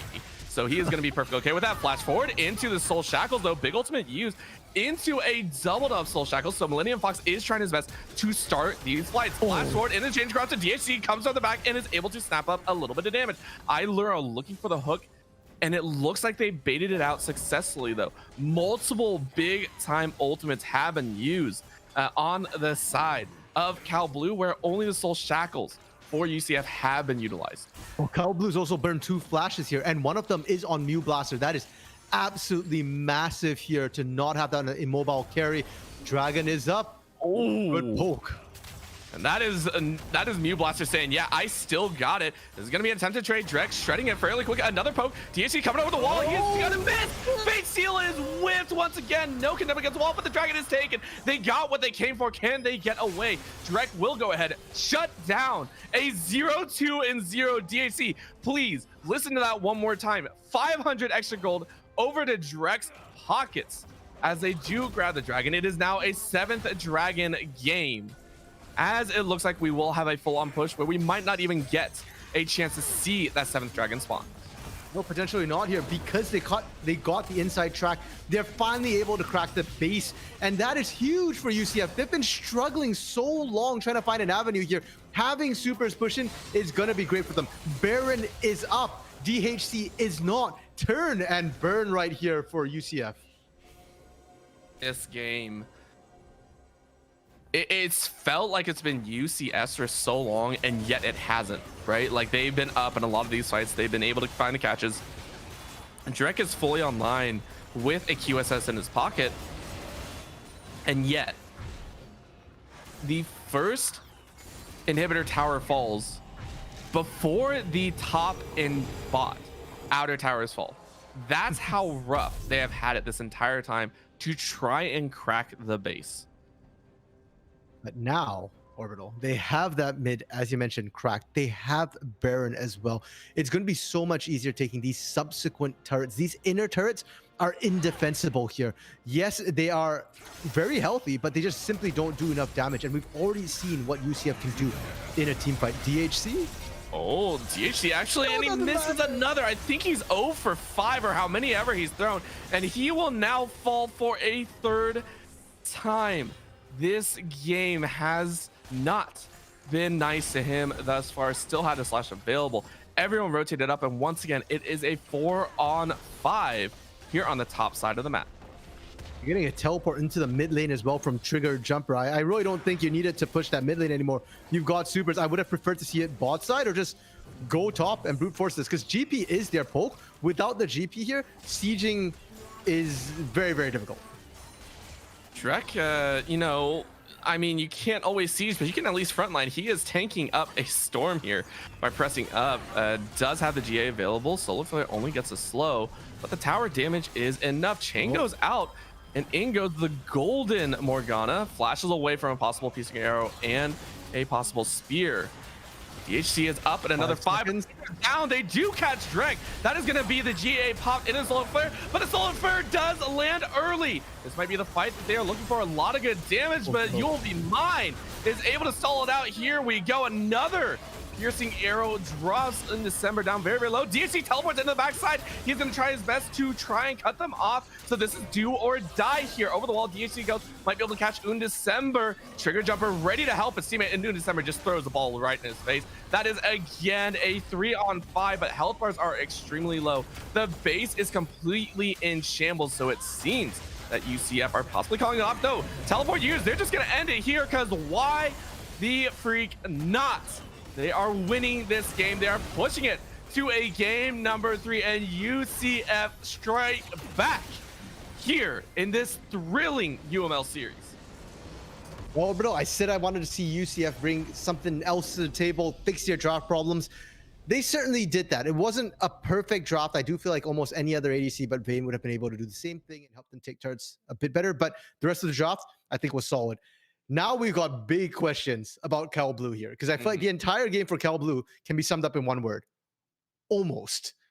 Almost landing those Fate Seal, almost getting some kills onto Mew Blaster here, almost landing those spears, those hooks, but they didn't. And because they didn't, they just kept losing ground after ground after ground. And that is not a draft error. That is mechanical.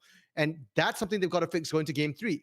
Apparently, win lane, win game is not a win con for them. So they have to go back to the drawing board and draft something a little bit better. Maybe go back to that game 1. I think they're on blue side for game 3 here. So that Jinx, potentially an option. If it gets banned away, maybe the Tristana, or maybe you go that on-hit Varus this time if you're not going to close the game out by 20-25 minutes. And before we throw it to break, I just want to bring up one most glaring issue, in my opinion, right? December and DHC. This is the largest gap we have seen between two laners over the course of 2 games, right? 607 for December on this Orianna versus DHC's 0-4-0. Yes, he's split push, but something I feel has to change in that mentality. I agree. Yeah, just something to look forward to towards the next game, for game number 3, where everything is on the marbles again. You are pretty much playing for 2nd and 3rd place. We'll have to see what they can bring to the table, of course. So please do not go anywhere. The finale to this amazing series here on this Monday night will be right back after a few.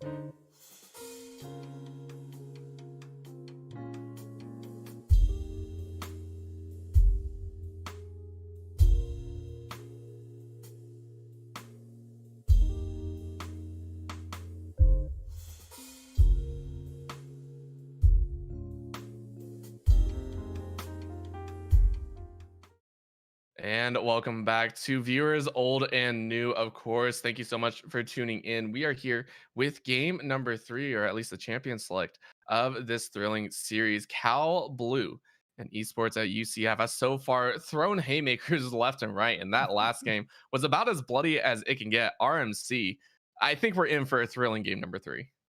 More than bloody Orbital, I'd call game 2 muddy because it was really a slog for both teams. I fight to get through that, and part of that is draft a little bit. Like I said, the Vayne pickup I think is fine, but I would like to see the Vayne picked a little later. In that draft, I think if they had held it a little bit later and picked that Leona a bit earlier, they could have had a lot more options. But going to game 3 here, Orbital, I want both these teams to kind of throw everything out the window in terms of playbook, right? Like, let's see something fresh, let's see something new, because so far their wins, well, at least in game 2, the win from UCF was not super clean. And in game 1, Cal Blue played it great, but their game 2 was not anything like game 1. So coming to game 3, that's a nice clean win. Yeah, wherever it comes from, let's see it clean all the way through. So of course Cal Blue on blue side will go ahead, take away that Zillion, which has been a staple, and the respect ban of the Diana being hovered. It has been done for all 3 games thus far, and it will continue to be seen. So no Diana and no rewinding time master. This is where it got a little bit tricky last time, though. We saw the Jinx last time, as well as I think a Morgana ban out. So let's see what Cal Blue decides to opt for. Yeah, and for Cal Blue here, they can really choose to leave things open. They get the first pick this time, and Tristana has been banned this entire series here. UCF is on red side.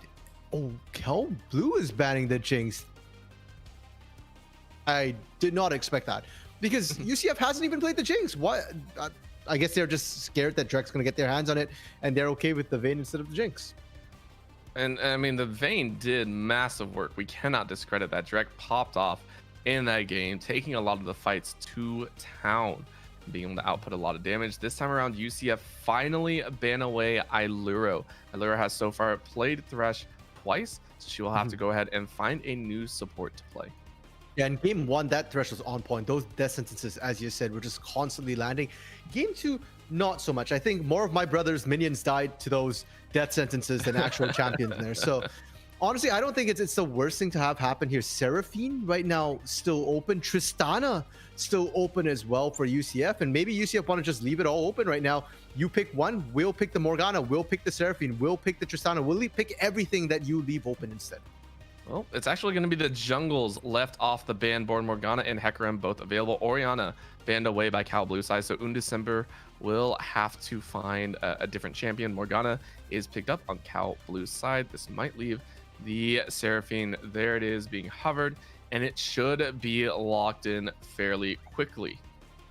Yeah, I mean, Seraphine's open, like you said, Hecarim's open. That combo is good. Or you could always swing with the Olaf instead, for example, to pair with the Seraphine. Or, oh, something we've forgotten. Udyr's still on the table as well. And Udyr Seraphine is absolutely, utterly obnoxious. It's such an old school one because, like you said, we have seen the Olaf, we have seen even the Hecarim work. But yes, Udyr is still annoying as all heck to play with and against, really, because it just turns into a buzzing bee kind of snapping you in the back of the head. It's like a cinch, right? Just one that actually slaps you and hurts you every couple hits. We'll see what the choice is made. However, Hecarim is going to be the opted jungler of choice. So far, seeing either a mid support Seraphine into that Hecarim. Morgana, of course, able to bind them up, but we'll see what they pair with it, as this time around, it will not be UCF running it. It will be Koshin, who so far has had a mediocre showing on a debut match.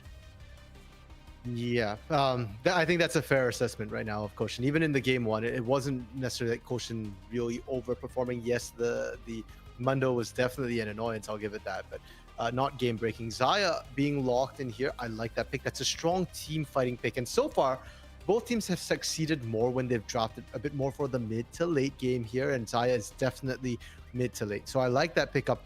The Lulu coming through as well, I think it's just a generically solid pickup, and you denied away from the Hecarim as well, which can always be an annoyance if the Hecarim just charges in Wild Growth. Oh, last second switch, got baited. Leona. Yeah, I actually prefer this a bit more. With the Morgana and Leona locked in, you already know, or with the Morgana locked on your side, that's pretty much the champion that's utilized against a lot of these hook champions, right? Against Nautilus, Blitzcrank, Thresh, and all these champions, Morgana is the safe go-to. With that off the table, you know that whoever you stick on is going to be there, especially against a Seraphine. I feel Seraphine, the one champion that will pretty much always win against her, is going to be that Leona, right? Always a simple lock, and you should be able to catch her and lock her down.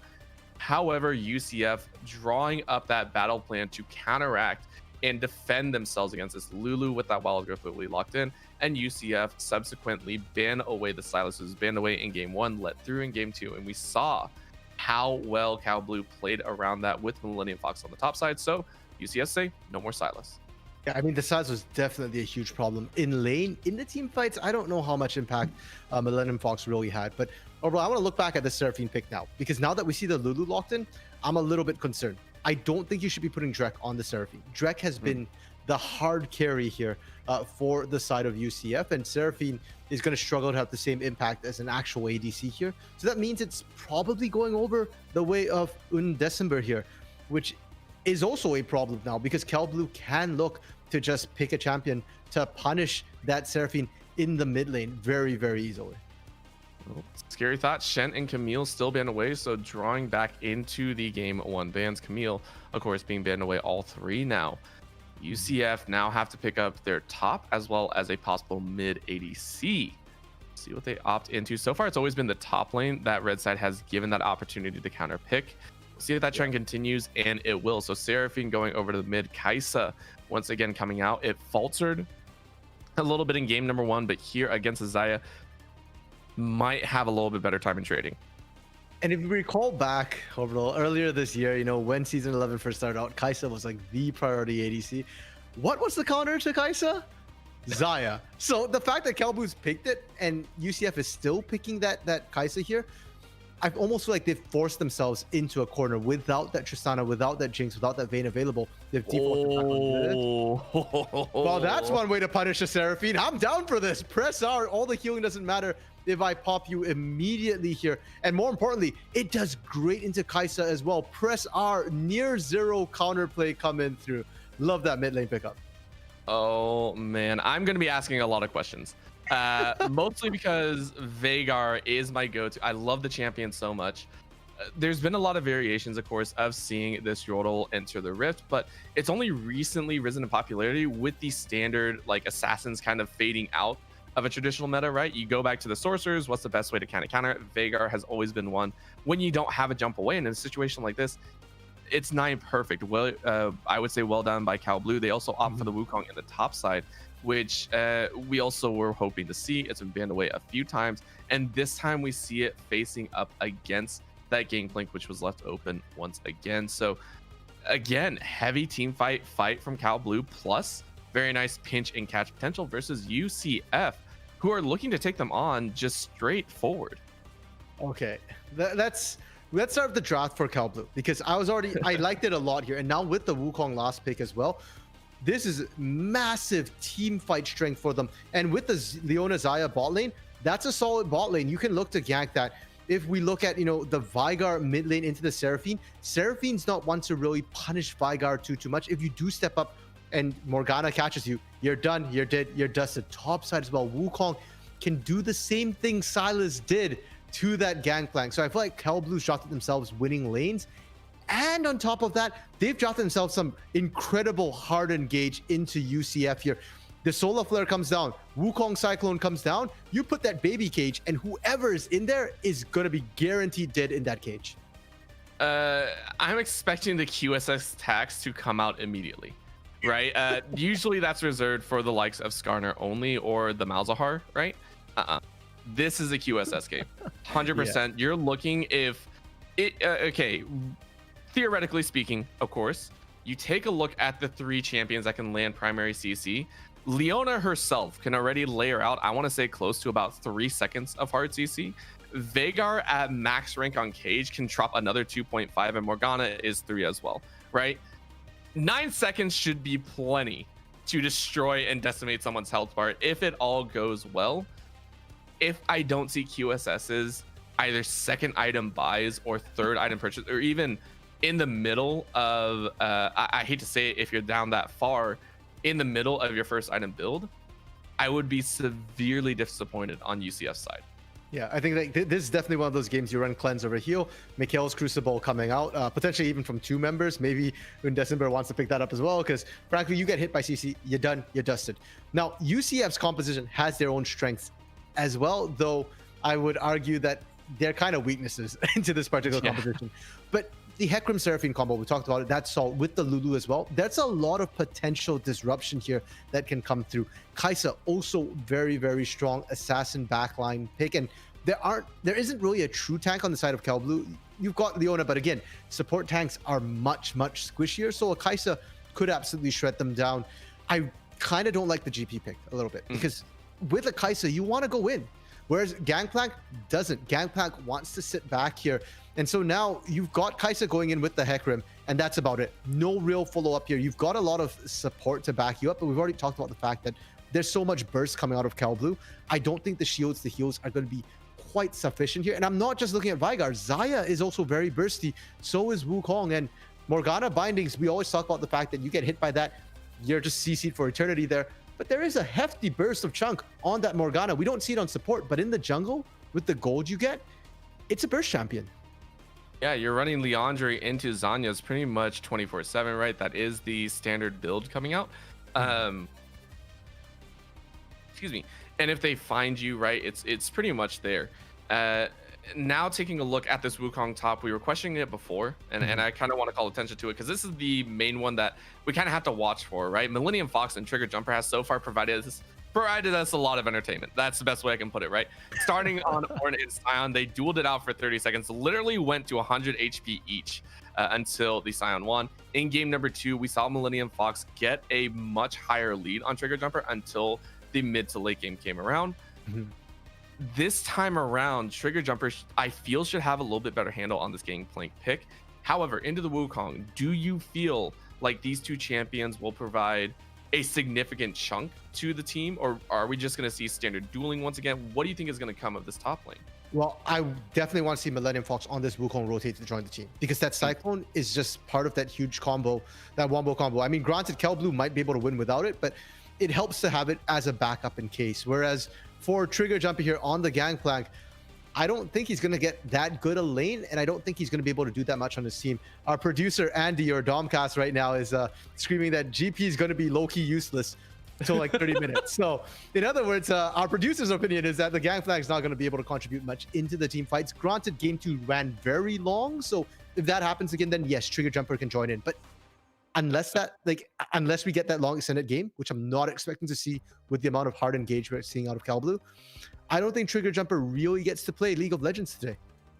He already had a hard enough time, and this time around, the orange can only cleanse so much, just coming out of this GP. So we'll see if he's able to do it once again. However, fancy picks coming out of Cal Blue Esports at UCF. They fought back. They clawed back. Game number 2 wasn't pretty, but a win's a win at the end of the day. Who got the W, right? That is the question. And I think that's going to come down to it here in game number 3. It's for all the marbles to see who can take that second place for themselves. To all you viewers at home, go ahead, get ready, buckle in as we do go to a very short break. Maybe go get a little bit of water, but please do not go anywhere. We'll be right back with the finale to this amazing Upsurge Minor League Series.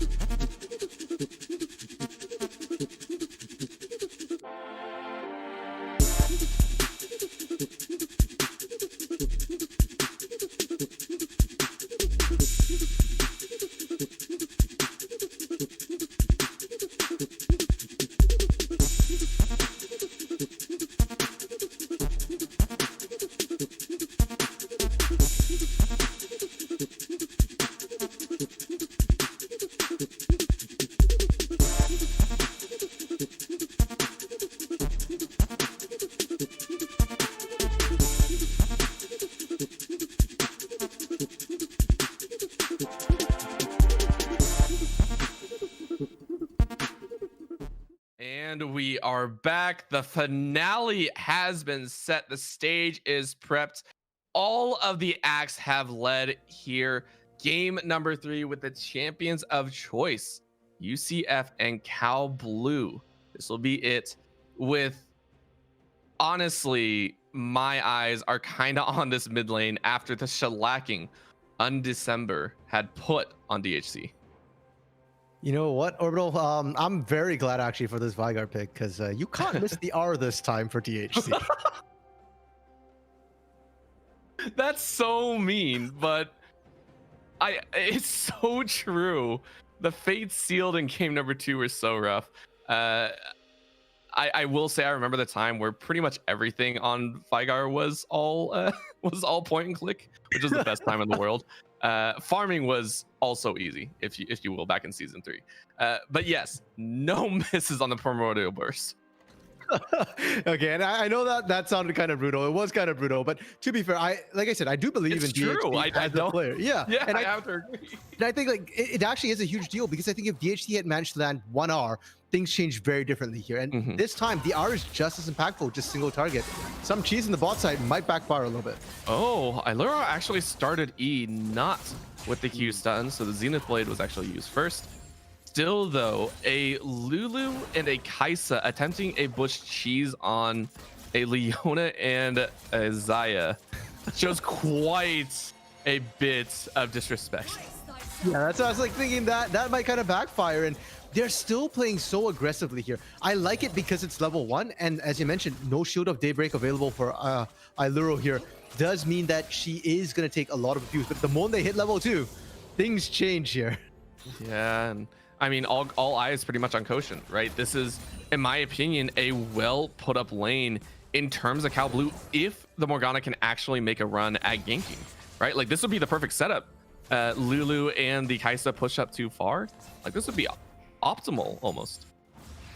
Yeah, but the problem is both junglers did start top side here, and as quick as Morgana does clear, it still does take some time to come down. Not only that, early Morgana gangs literally come down to, do you land the Dark Binding? There is literally no other option here. And well, I guess it's easier with the Leona. They are level 2 now, so we'll have to see if that does happen. Koshin is going to set up the Krugs, is not going to try and blitz that early aggressive gank. Well, another fair point. It's been a standard for all 3 games. Bottom lane has no potions except for 1. Shit, It was before 3 minutes, by the way. This was before 3 minutes rolled around. They're just like, who needs potions? But I do like the fact that they do pay attention to the jungle timing. That ward coming out in the tri-bush is pretty much perfect timing for if Potion had wanted to gank. Oh, fight starting out. And a very nice polymorph means Iluro is gonna get traded right back. Huge damage into the poke. The heal is not enough, and first blood goes again. Will you be mine?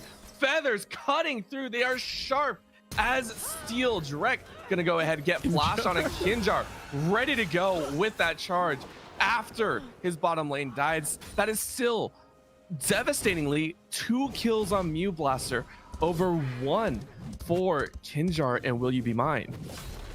Yeah, that did not turn out the way I was expecting there. The aggression coming out, it was actually Iluro dropping first, so first blood actually goes over to Yubi, which kind of makes it feel like first blood was wasted, and Drek didn't get any of the kills at all. So that bot lane right now is in favor of Mew Blaster and Iluro on a lane with a Leona in it. So things are going to get real dicey there topside. Trigger Jumper here takes a bit of pain. Millennium Fox is going to get hopped on. Trigger Jumper wants to trade this up. The heals aren't enough. Millennium Fox has lived through this Quotient. Ready with the binding. It actually lands, but December is ready. Bottom lane now seeing some change. DSE was able to pick that one up. A couple more feathers does seal Derek's fate. They're going to keep going. Flashing by Alluro. Flash over the wall. Goes Lulu. And another Summon Eerie claims that kill. This game is even more bloody than before, as we have 7 kills prior to 5 minutes in this game. Kinjar wants to make it 8, and then little tag means Millennium has to run away from even the tower. My lord, these teams do not let up for a minute. Oh, and this is game 3, or bro, why would they let up? Everything is here for the taking. Winner takes all here, and Yubi, the supports, both Iluro and Yubi have been taking kills all series here, but you do not want to be doing that here. Yubi now 2-1-1, and Drek is left at 0-2-3 right now. Has been on the short end of the stick, is able to pick up some CS though, and as we see them come back to the lane, Mew Blaster again just up that little bit of damage here, and now has the boot, so should be able to run down Drek in the long lane. That's rough. Right, that is extremely rough, but Kinjar ready to go for another one as Millennium Fox has to flash away. My gosh, this pressure here on the top side has seen more action than the bot side even. And huge props to Trigger Jumper. Both our producer and myself, we were thinking that the top lane would be heavily Wukong favored here, but Trigger Jumper is not winning in CS, but winning out in lane pressure here now. DHC. Oh, DHC has flash. He is also going to get away, but the Encore coming.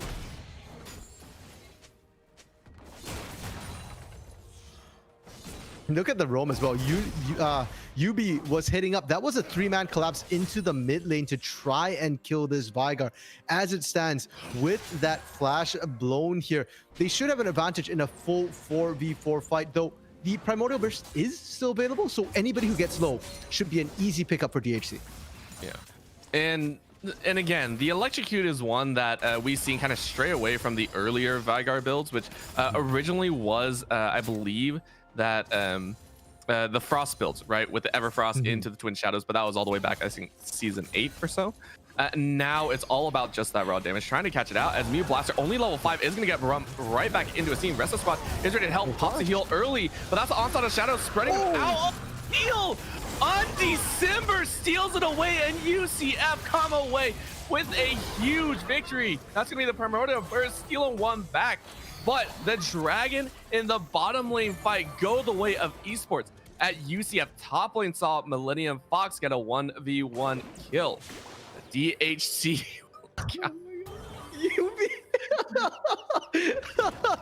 UB Mine throws up the B emote and solidifies a 3-1-3 scoreline.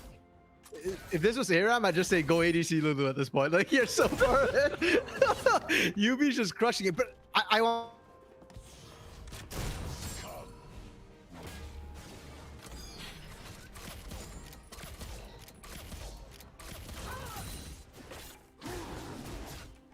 A mistake like this early on, that looks like nerves to me, and that is not a good sign right now for Cal Blue.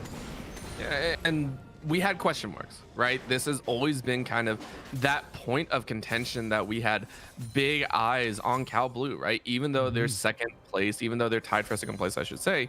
Koshin, first time in the Upsurge minor league. This is his debut series. In a series that could define their playoff positioning, he is thrust onto a fairly large stage into a game 3. I mean, if he has nerves, I can't really blame him. Fair. That is very true. And Koshin hasn't really made huge mistakes up to this point. If anything, it's always been inactivity. So the fact that at least Koshin on this Morgana has been able to get involved in some of the early fights, I think, is certainly not a bad thing. And Orbital, I want to take a moment right now to look at how these teams are running, because we expected Cal Blue to be the ones in the lead and to come into the mid game very, very strong.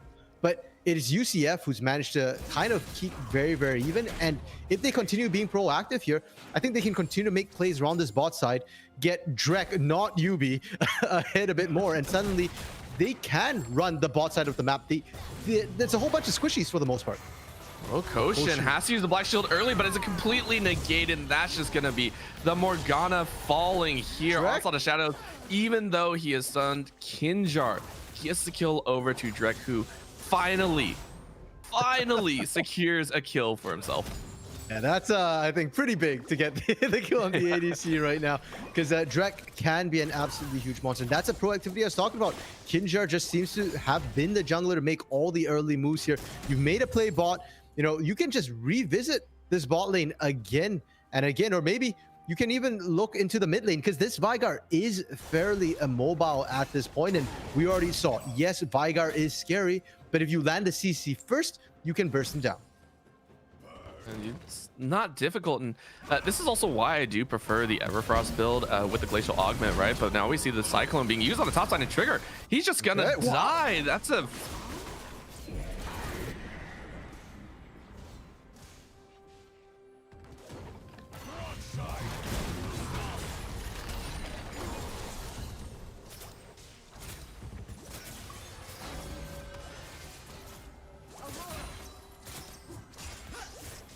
Rift Herald has fallen, feathers drawn in, and only a few minions separate them from death.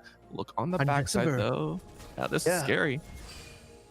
Oh, they don't know that Undone Separator is here. Nope, doesn't notice it, and they're gonna quickly find a Zenith, and a backward Feather Storm is going to mean their deaths. That's a wild growth, keeping Kinjar alive. Oh, as Drek just tower dives, even though didn't get that second kill, or even a kill in that fight, did get away with an execute. So is gonna be happy about that trade. They will get first tower, as UCF are starting to look a little bit better here in these scrappy fights.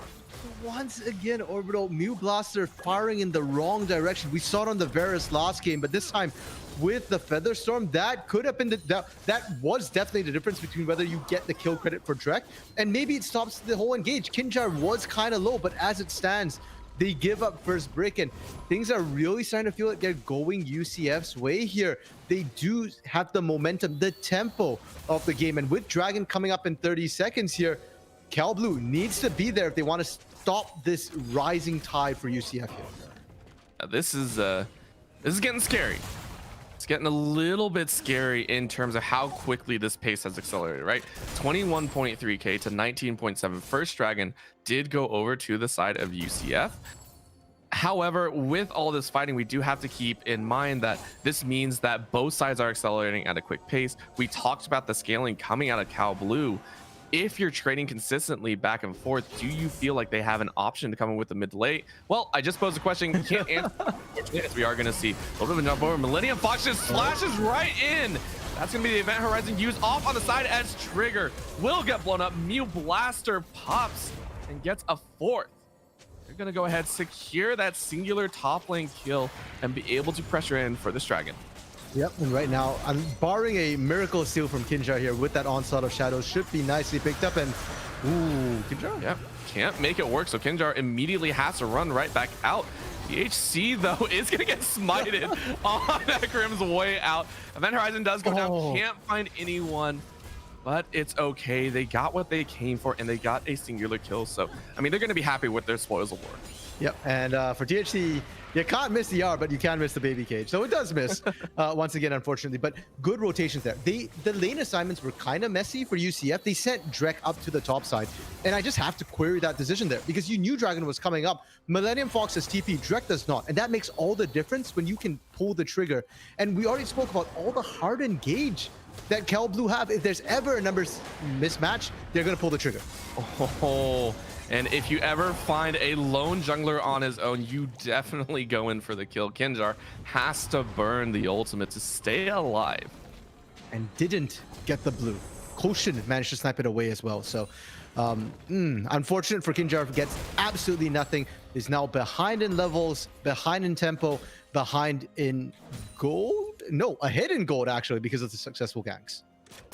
Just everything and then some, kind of falling into each side's pockets. Most notably is going to be the double Moonstone Renewer coming out. It's fallen off a little bit, right? I think we talked about it a little bit in there as well, that you know, double Moonstone Renewer has kind of lost its lethal feeling, right? It's not as strong as it used to be. How do you feel here right now with the state of the current game? Well, Moonstone Renewer's been more than just a little bit nerfed here. In patch 11.9, they're buffing it because they gutted Moonstone Renewer here. So having two still does do a lot, but I don't think it's going to make that big a difference. At best, you throw off the tempo of that Primordial Burst. If you're lucky, someone lives, but it's no longer that huge burst of healing that can prevent that anymore. And I think I like to see some grievous wounds coming through from the side of Cal Blue. The moment that comes through, it's going to feel so weak for the side of UCF. Yeah, the taxes paid on both sides. Everyone has to pay their fair share.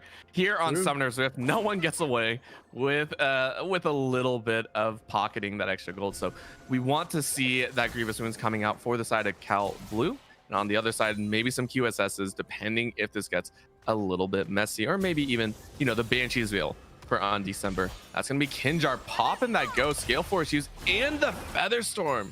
Ooh, Kinjar managing to pull out some big time abilities from Mewblaster. Yeah, and all Kinjar had to do was run at them. No cooldowns blown whatsoever there. So huge pickup now stuck here. Kinjar, it's another binding and just a little bit of a flip back and forth. These guys still battling over the jungle, and it feels after the chaos of the early stages of this game, both teams that kind of said, hey, we probably should relax. Stack checking each other every 10 seconds isn't really stat checking when you don't get any stats out of it. I mean, they're still kind of doing that. Like, there's no reason to invade the jungle right there. There's no dragon up here. The priority should be on the mid lane. And I just kind of want to see Cal Blue ignore the invade from Kinjar there. Just rotate right into that mid lane, get the pressure down, threaten the invade, or do this. Go for the Herald here, because if they're invading your bot side jungle, you get all the priority on the top side. It's going to be a nice little hold on the bottom side. Primordial Burst used, but on December is going to be able to flash away. Again, Primordial Burst doesn't do as much as you might expect here on the early stages until you see a little bit more stacking. The problem is Vigar scales infinitely again, Orbital. It's all these infinite scaling champions. Already 142 stacks, 142 ability power. That's kind of massive. That's the equivalent of what, 2-3 blasting needlessly large rods here. So just, it's gonna get scarier. And I know that we're talking about, you know, Gangplank. I see you chat talking about how Gangplank will be a champion in 30 minutes. He might be a champion, but Vigar's gonna be a monster. Well, Kinjar is definitely a champion as he just dies right under the tower. Use that wild growth as well. Trigger jumper, though, having dropped, that ultimate is going to get retaliated on. Millennium Fox, already stacked up with the passive, is freely going to flash over the tower and pick up a solo kill. If there's one thing Millennium Fox is good at here in the series, it's getting the solo kills. Now the ADCs are going to jump on each other, and the feather drop, and Drek gets the passive pop. He is going to flash away from the minions and hopefully survive. Big win coming out for UCF in the mid lane ADC duel. I love the timing of the cleanse as well. It looked like the cleanse was what actually popped Mewblaster. Just the way the animations lined up. But that was real close. And Drek just barely hit level 10, instantly pulled the trigger. Well played. And that is the strength of the Kaisa here. You find any of the carries alone, you can potentially pop them. Now, of course, DHC, as they scale up, it's going to be a question of who can pop who faster here. But at least for Mewblaster, throughout the entire game, theoretically, Drek should get the upper hand in the 1v1s. And I will say, I am always privy to the Glacial Augment Everfrost build out of Vigars because you can CC for so long, right? You get that little auto attack. It means the opponent, even if they're flashing away, is still going to be massively slowed, right? I feel it's a bit stronger. Unfortunately, we won't see it here. It's just raw damage. Vigar. Dragon goes down. Another Ocean Soul game. Summoner's Rift just really wants these two teams to stay alive and just keep fighting forever. Yeah, but that's every single game tonight here, Orbital. That's what are the odds here? And on top of that, too, I'm just thinking this actually favors UCF a little bit. You've already got the double Moonstone Rainier. You add even more healing. It's just going to be absolutely disgusting. Now, again, talking about that healing, we got to check in for Grievous Wounds. Still none built yet for the side of Cal Blue. So I'd like to see them kind of take their foot off the gas a little bit here. You do skill up. If you're going to focus the lane, focus Trigger Jumper. Leave Undecember alone, leave Drek and Yubi alone for a little bit till you do get that Grievous Wounds, and then you're gonna find it so much easier for those fights. It's gonna feel like a hot knife through butter. Right now, that butter is very much solid.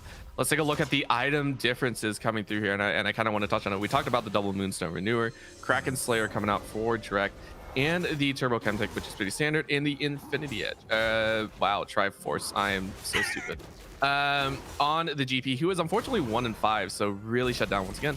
Millennium Foxo going for that Divine Sunder feels a little bit off considering there isn't a tank, right? It does a lot more max health damage.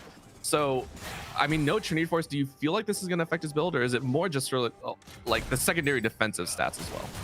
Well, I actually like the Divine Sunder here because it gives you that bit of sustain. You know, you get to steal away some of your enemy's health there. And the passive, I think, is often underestimated. 5% penetration, both magic and physical here on that item is going to feel really nice into Kinjar.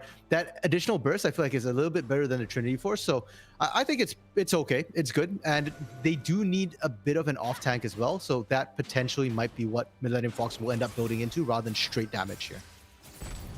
Yep, just always thinking for the team then, always making sure, well, not so much the team anymore. He is going to go ahead, pick up that Serpent's Fang. No more shields for the Seraphine and Lulu. That means the Wukong is looking for blood and more. As we now have a lull, 20 minutes in, only 3 towers have fallen, where the kills have gone up, but the towers at this point felt a lot more thorough, right? It felt like we were losing them left and right back in games 1 and 2. That's when it feels like the macro game has definitely fallen to the wayside.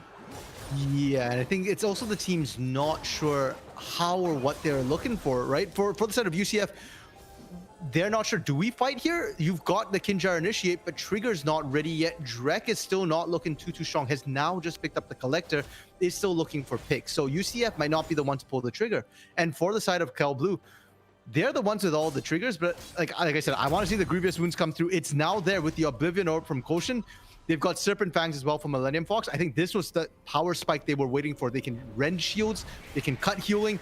They should win the next fight, and it's 21 minutes. It feels a lot earlier based on the speed of the last couple of games, but Baron is up.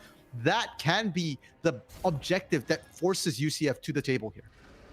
Well, we have had our first tax paid.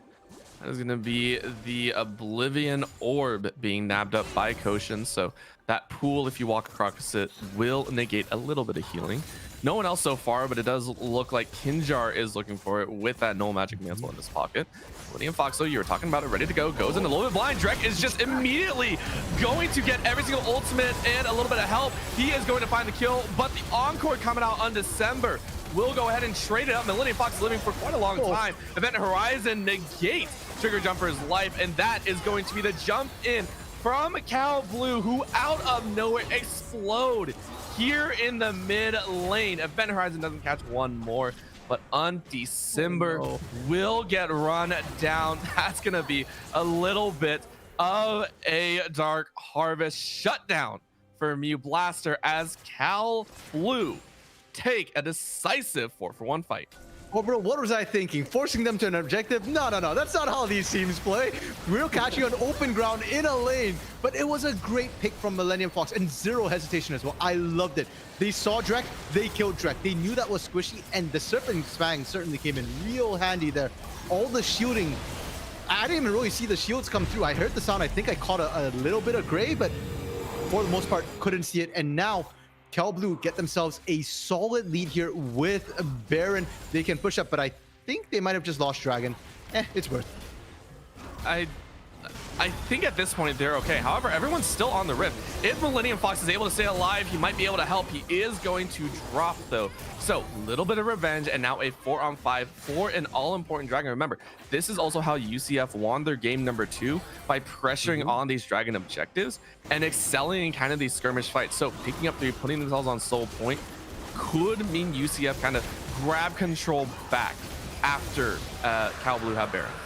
And for Cal Blue, I just ignore, just push mid here. They need to be staying together though. If they get caught separately, they're in trouble. Kinjar running ahead. Oh, he does, but the Event Horizon actually zones them all out.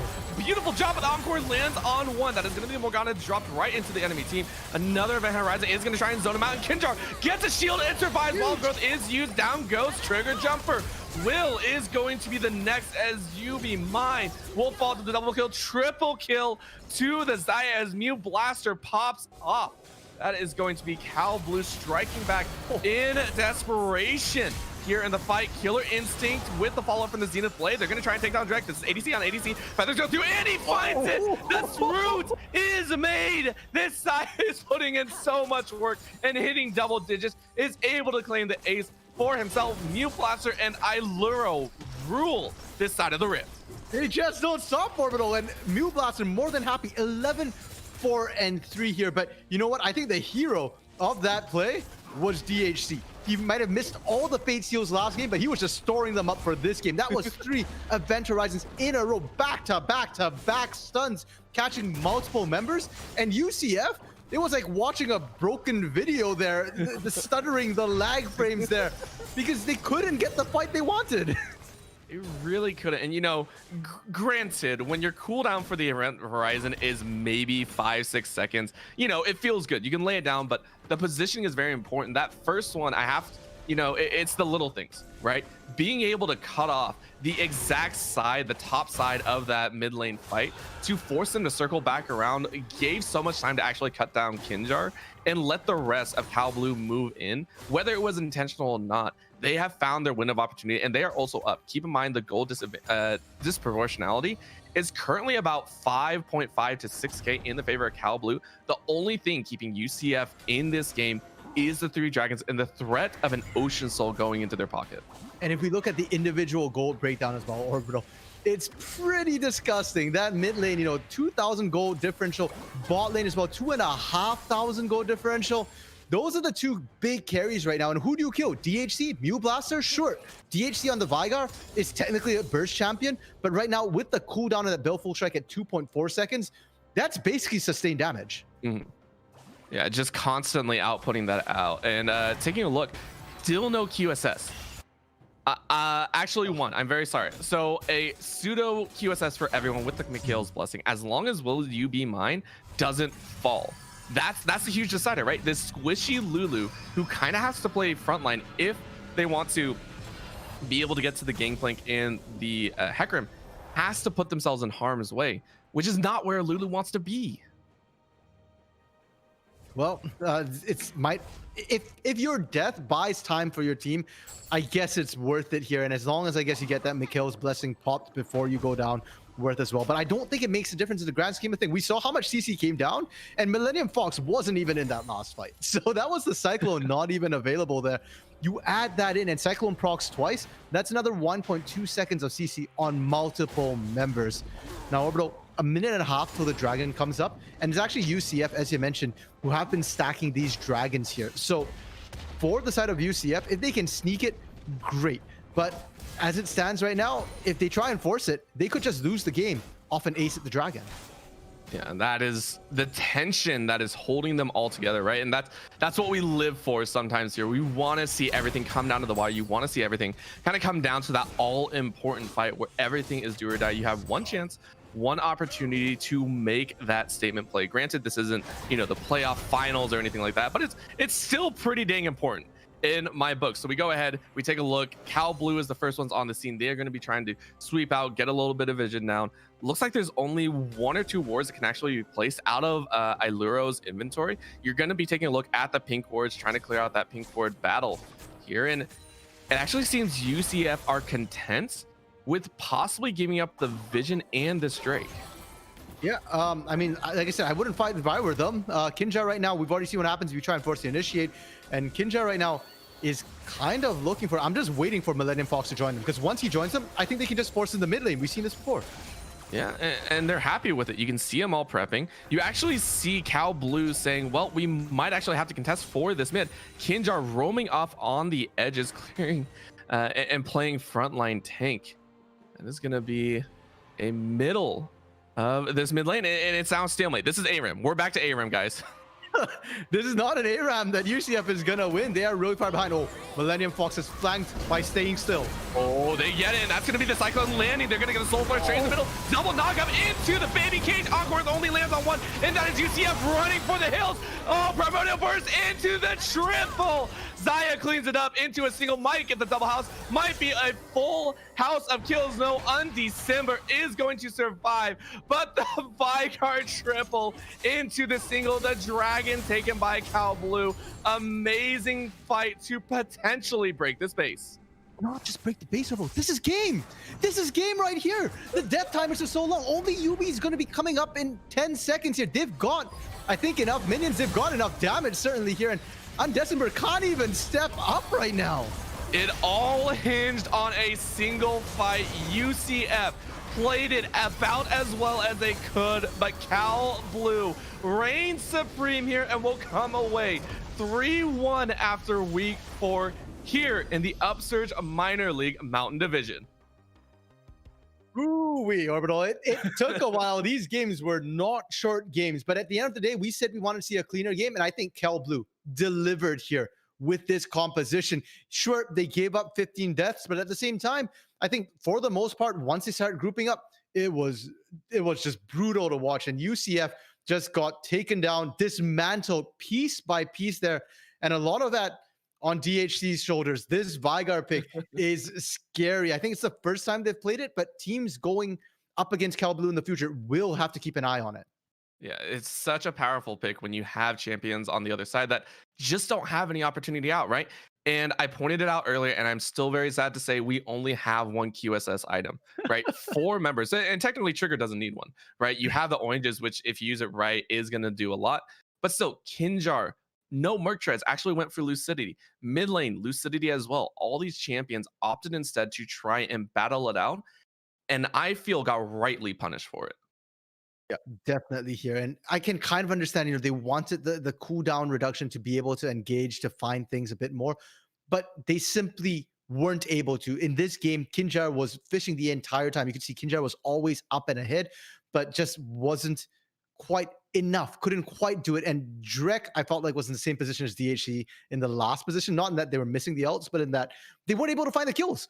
Drek goes in, and every time we see them running away. Millennium Fox barely survived that last fight with, I think, almost single digits, less than 50 health for sure, that Ignite ticking down there. And in other fights, we've seen, Mew Blaster barely survived, Koshin barely survived, DHC barely survived. And just even the collector wasn't enough to quite collect at the end of it. So a bit of a rough game. And UCF, still a very strong team. They are going to now be in 3rd place, potentially, seeing how things go out. But yeah, they've still got a very good shot at the playoffs. Yeah, I would not expect them out at all. And honestly, this may be a precursor to maybe a playoff event if they ever match up, right? A little bit of revenge. And like you said, not clean at all. So both teams playing their hearts out, but Cal Blue coming away with victory 2-1. They can go home with their heads held high as they move on into week number 5. That will go ahead and conclude our Upsurge minor league coverage here for this evening. But remember, we have so much more action throughout the entirety of the week. Tomorrow, I believe, we'll go ahead and be the Upsurge Contenders League along with, I believe, Rainbow Six Siege, or just keep eyes on the Twitter page for Upsurge to know more. With that, though, we will go ahead and close out this test tonight. Thank you so much for tuning in from everyone new and old. My name is Orbital. With me was Random Minion Caster with Dom Cass on the production. Thank you so much for tuning in and have a fantastic evening.